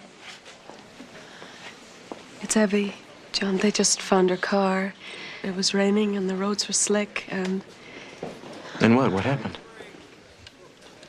Where is she?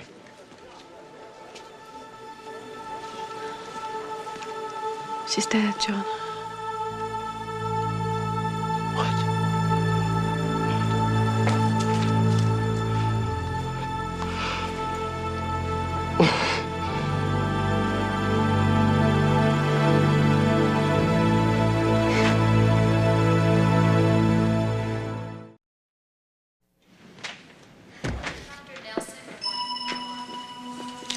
Sorry to have to meet you under these circumstances, Mr. Teos, but there were no personal effects recovered. You too. I'm sorry to have to put you through this. Where are you from? New Jersey. Great. It's a beautiful state. They got great audiences there. I'll wait for you outside, John, okay? Yeah.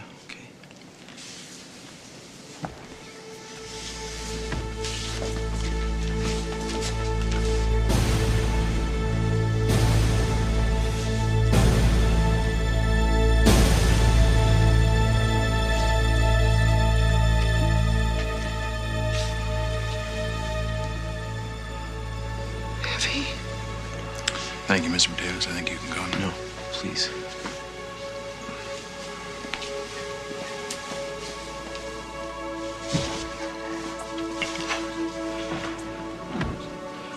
Baby, I'm so sorry about the things I said to you this morning.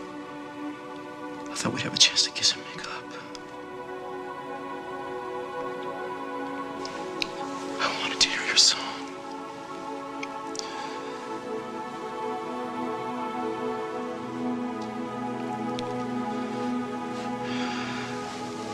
I don't know what I'm supposed to do now. And so we say goodbye, dear Emmy. We will miss your smile, your generosity of spirit, and most of all, your loving strength.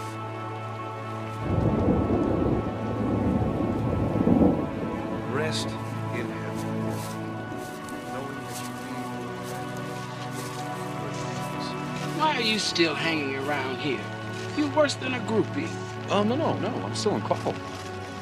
I see. Well, we've got our work cut out for us.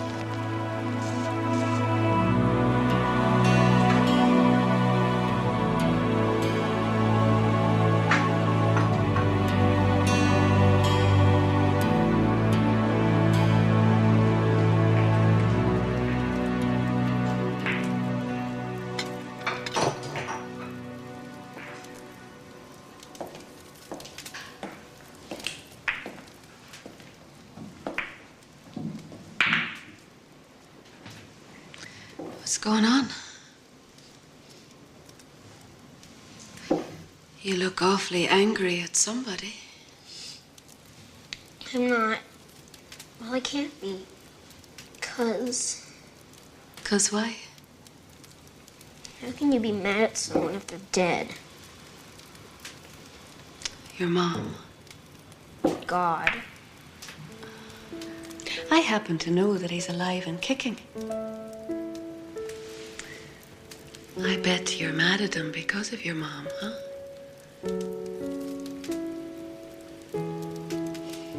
You could tell him. Write him a letter, maybe. You can't send a letter to heaven. Sure you can. You don't even need paper. You could write it with your heart. It's the dumbest thing I ever heard. You want to believe it, though, don't you?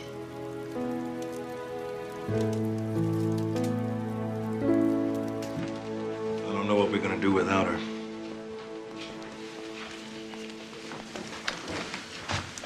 When are we back in the studio? Studio? Yeah, when are we back? Listen, John, I'm not just your producer. I'm your friend, okay? I'm telling you, it's time to ease off, all right? Cancel all your session times. Yeah, but you can set it up again, right? Because I really want to go back to work. When? What are you doing tonight? Wait, you're going to work tonight? Yeah, I thought, I just might go in for a minute. If you need anything, Tess will be here, so... Dad, I can't believe this. I mean, we just... Sam, I'm not going far. I'll just be at the studio. Mom has the...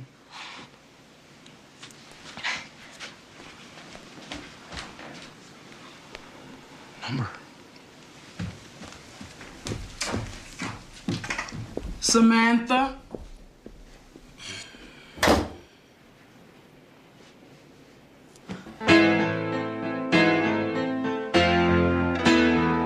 Come on, guys. It's not that hard. John, look, maybe you'll be more inspired tomorrow. What do you say? No, we'll get this. We'll get this. 2, 3, 4.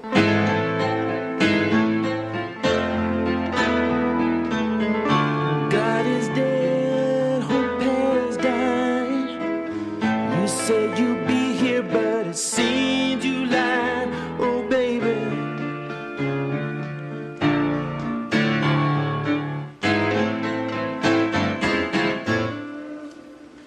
This is nothing. This is the same song. I'm writing the same song. I'm lost. Hope is dying. Hope is dying.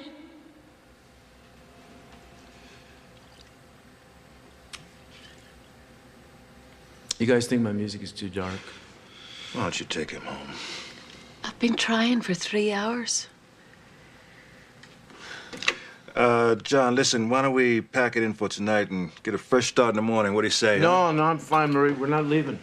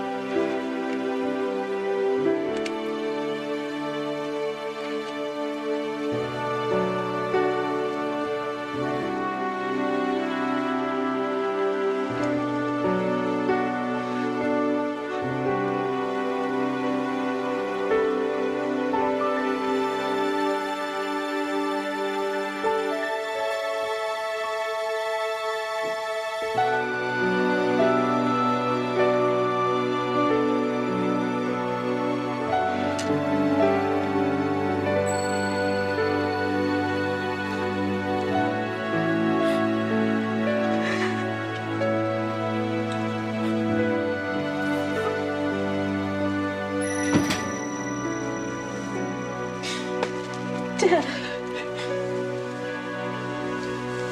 What the hell? Dad. I was... What are you doing? What are you doing?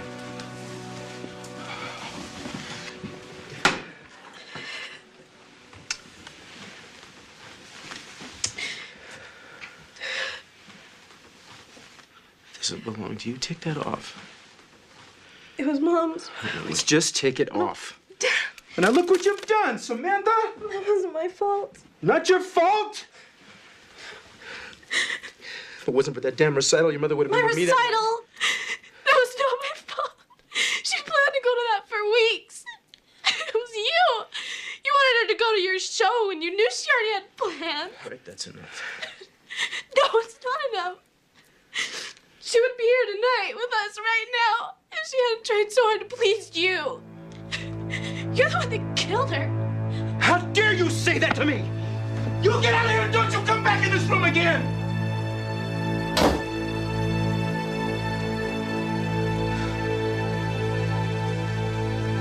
I need help.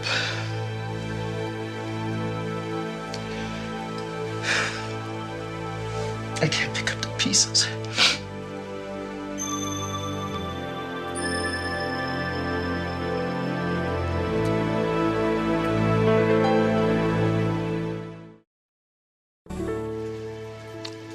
This is a beautiful letter. God loves good penmanship, you know. I figured. How does it make you feel? Okay, I guess. Not so sad inside. You know, when you write a letter like this to God and ask Him to keep your mother safe in heaven, you keep her safe in your heart, too. I wish she was safe inside my house. I know, baby. I know, but it's gonna be all right. It's all gonna be all right. Why do I have to do everything? This whole album is on my back. Nobody's helping me. Nobody seems to understand this is my life. Now, we're gonna stay here until we get it right. Does he do this often? Not in years. It's like the old days. Before Evie? Before Evie, yeah. All right, one more time from the top. Monica, we need some more bourbon in here. Oh, Lord. John, don't you think you've had enough? No! I haven't had enough! That's it. I'm out of here. Pack it up, guys.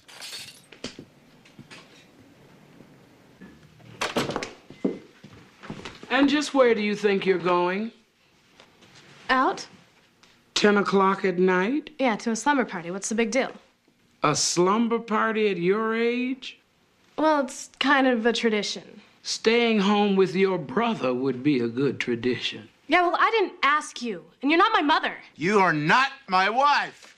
Careful of the glass, John. Smash, let it bleed. I can't just stand here and watch you do this to yourself or to your children. You want to know something? You don't have to. You're fired. What? You're fired, so get out of here. Give me the keys to my car, please. Oh, no, I can't let you drive. You have been fired. Now give me the keys to my car. Now!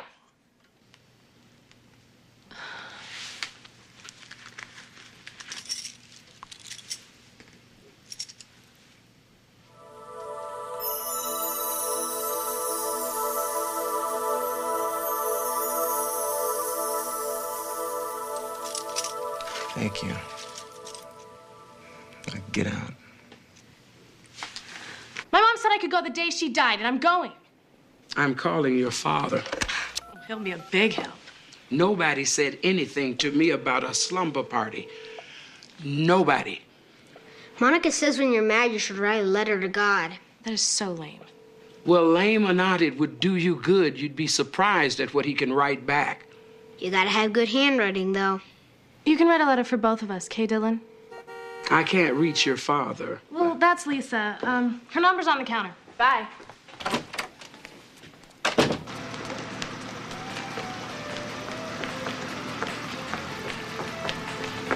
Come on, Sam.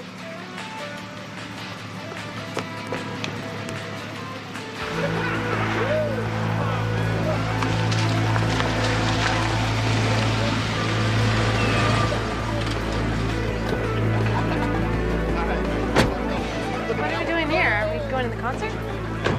Come on, Sam. We can't go to a concert without boys. Where are we going? What boys?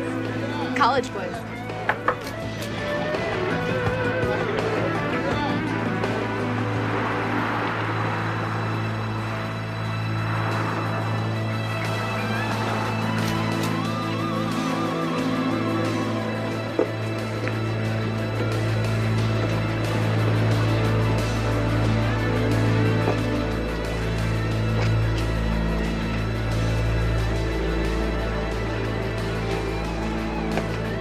He didn't mean it. Come back inside. No, I'm going home. Come on. What's the matter with making out a little? He likes you. I don't want to do this. You don't have to. Just come back inside. They put on those drinks. I can hardly see. Let's go ask. No, you go. I'm staying out here. She's okay. Just leave her alone.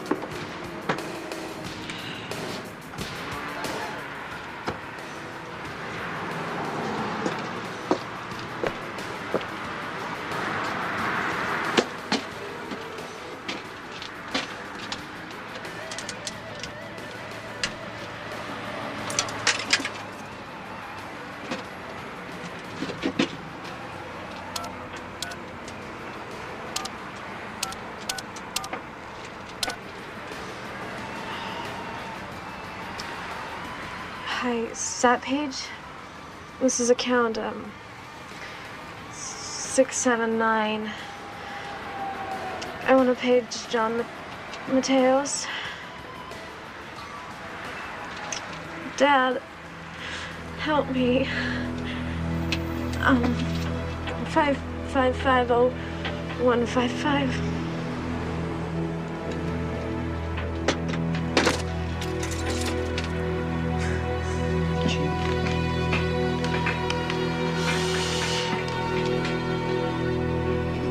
No.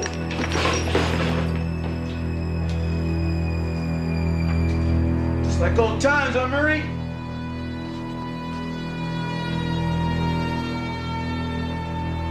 I'm gonna do the whole record without you, man. Take it from the top. Crossings.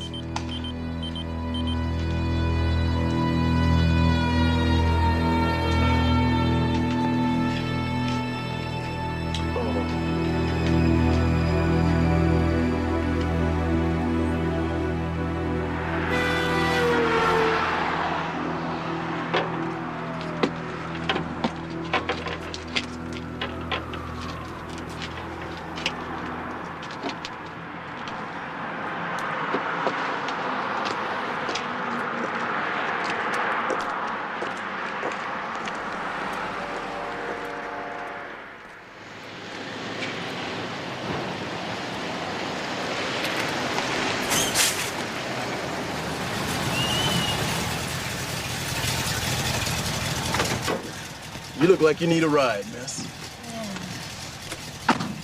You all right? Kind of. I think somebody put something in my drink. I'm really dizzy. Really?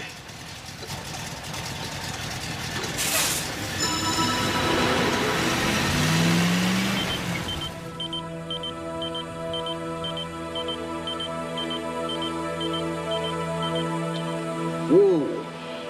This is a pretty dangerous stretch. Right up there is where that rock star's wife got killed. Stop. What? Pull over. Stop. What are you talking about? I just gotta get out. Let me out.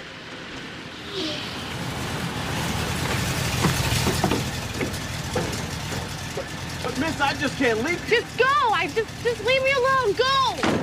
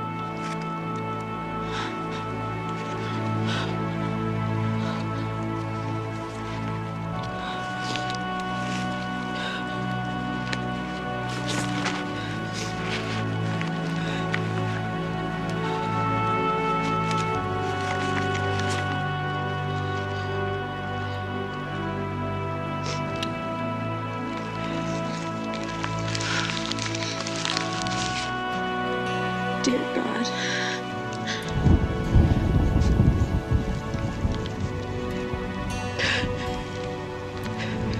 Who are you? I'm an angel, Smith.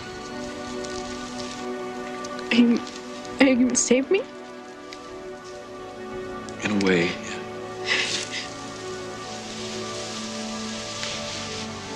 I'm your angel of death.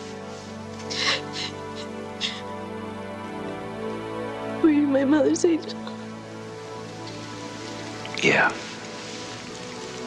It was here, wasn't it? Yeah. It was very fast. And it was her time, Samantha. But it doesn't have to be your time. Not if you have the will to live. I'm so cold. My leg's broken. I don't think I'm gonna make it. Shh. I'll tell you what. You keep writing that letter. Okay? It'll help.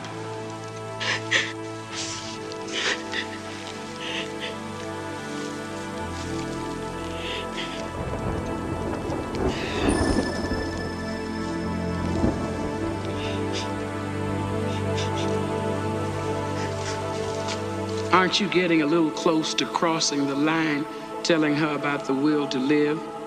That's got to come from her. Well, and if she has it, it will. So. Oh, come on, Tess. I'm an old caseworker. Can't help it. What can I tell you? Well, if you're going to stand around and do nothing, I'm going to proceed as if you weren't here. Okay, now who's crossing the line? What happened to free will? There's nothing wrong with keeping free will warm while you're waiting on it to kick in. Tess. What? Who's watching the little boy? Who do you think?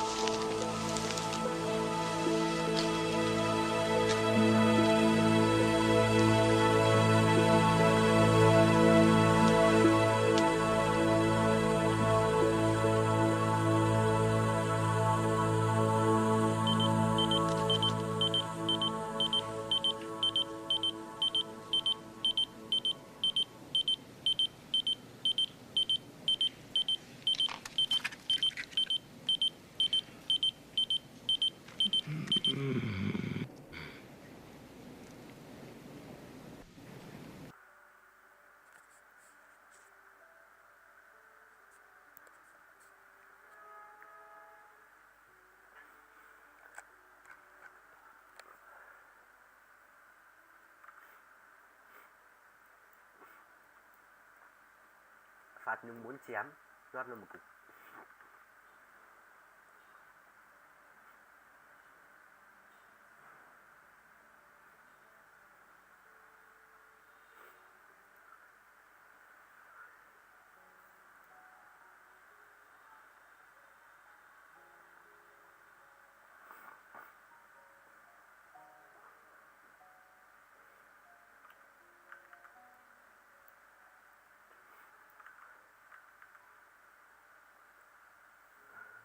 Mọi chuyện thế nào?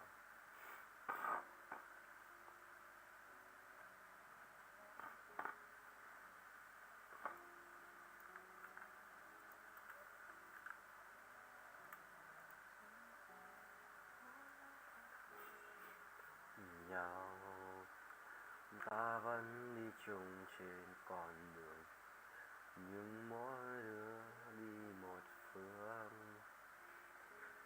Đời cứ trôi ngã qua mấy mùa, lời nói xưa bỗng thành lời nói đùa. Thanh xuân ta đã gửi trao đến nhau, liệu còn cạnh bên lúc mai sau? Có lẽ duyên số đã an bài, em cứ đi đừng ngoảnh lại.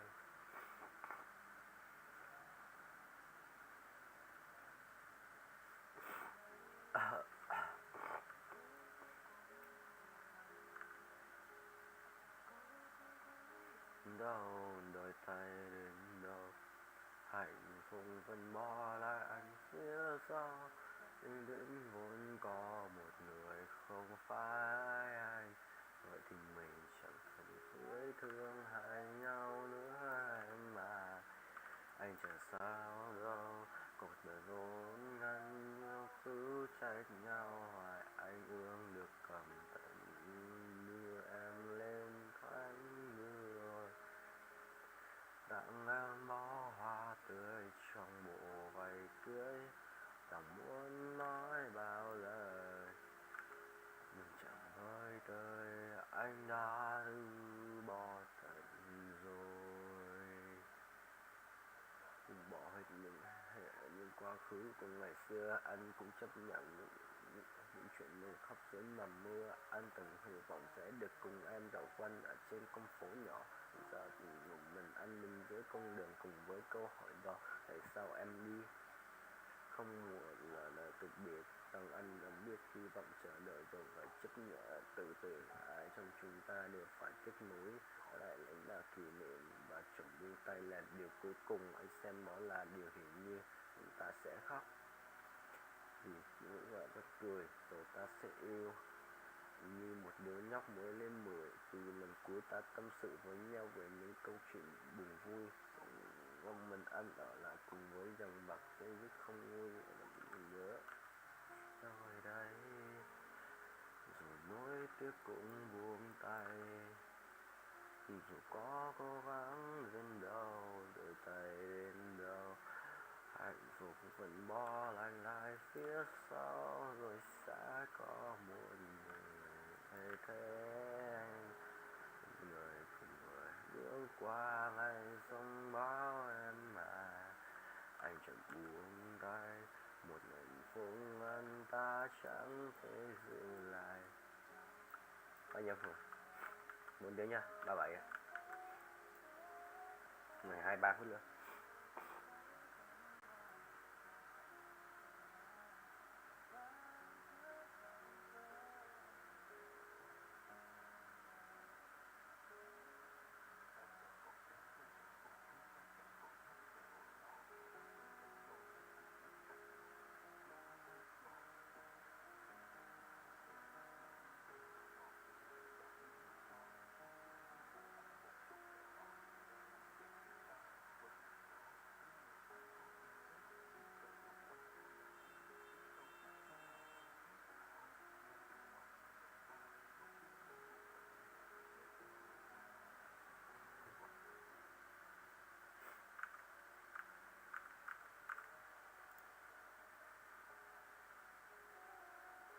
Bài đi nè.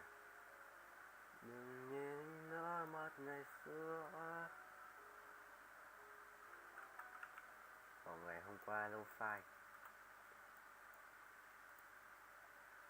Đừng nhìn đôi mắt ngày xưa,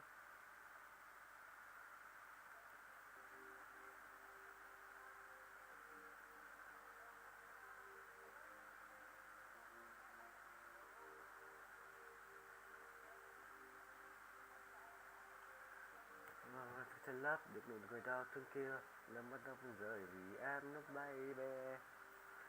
Nhưng anh nỡ mắt ngày xưa, có đâu không còn là em đã khác rồi, em quay lưng quên hết. Anh còn già rồi, anh không muốn người mình trong mơ, anh không muốn đi tìm giấc mơ ngày hôm nay, em của ngày hôm qua. Em của ngày hôm qua, một mình nơi đây.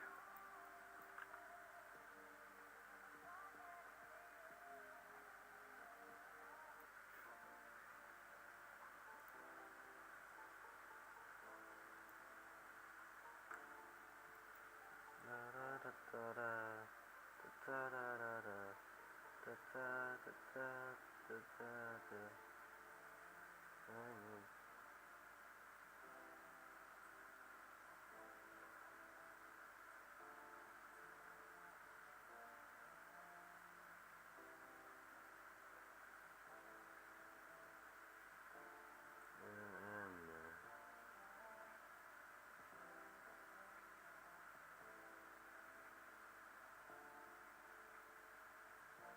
Cả mây trời, cả cuộc đời người mình đâu như em như giữa trong tim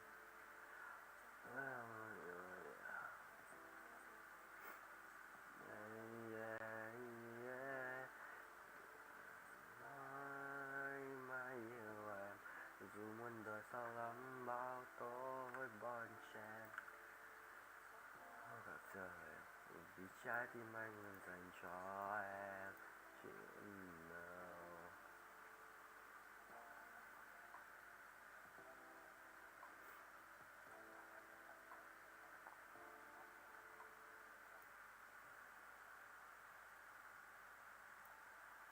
Giờ em nơi đâu, em vẫn chưa từng mình xa nhau. Sao lợi vậy?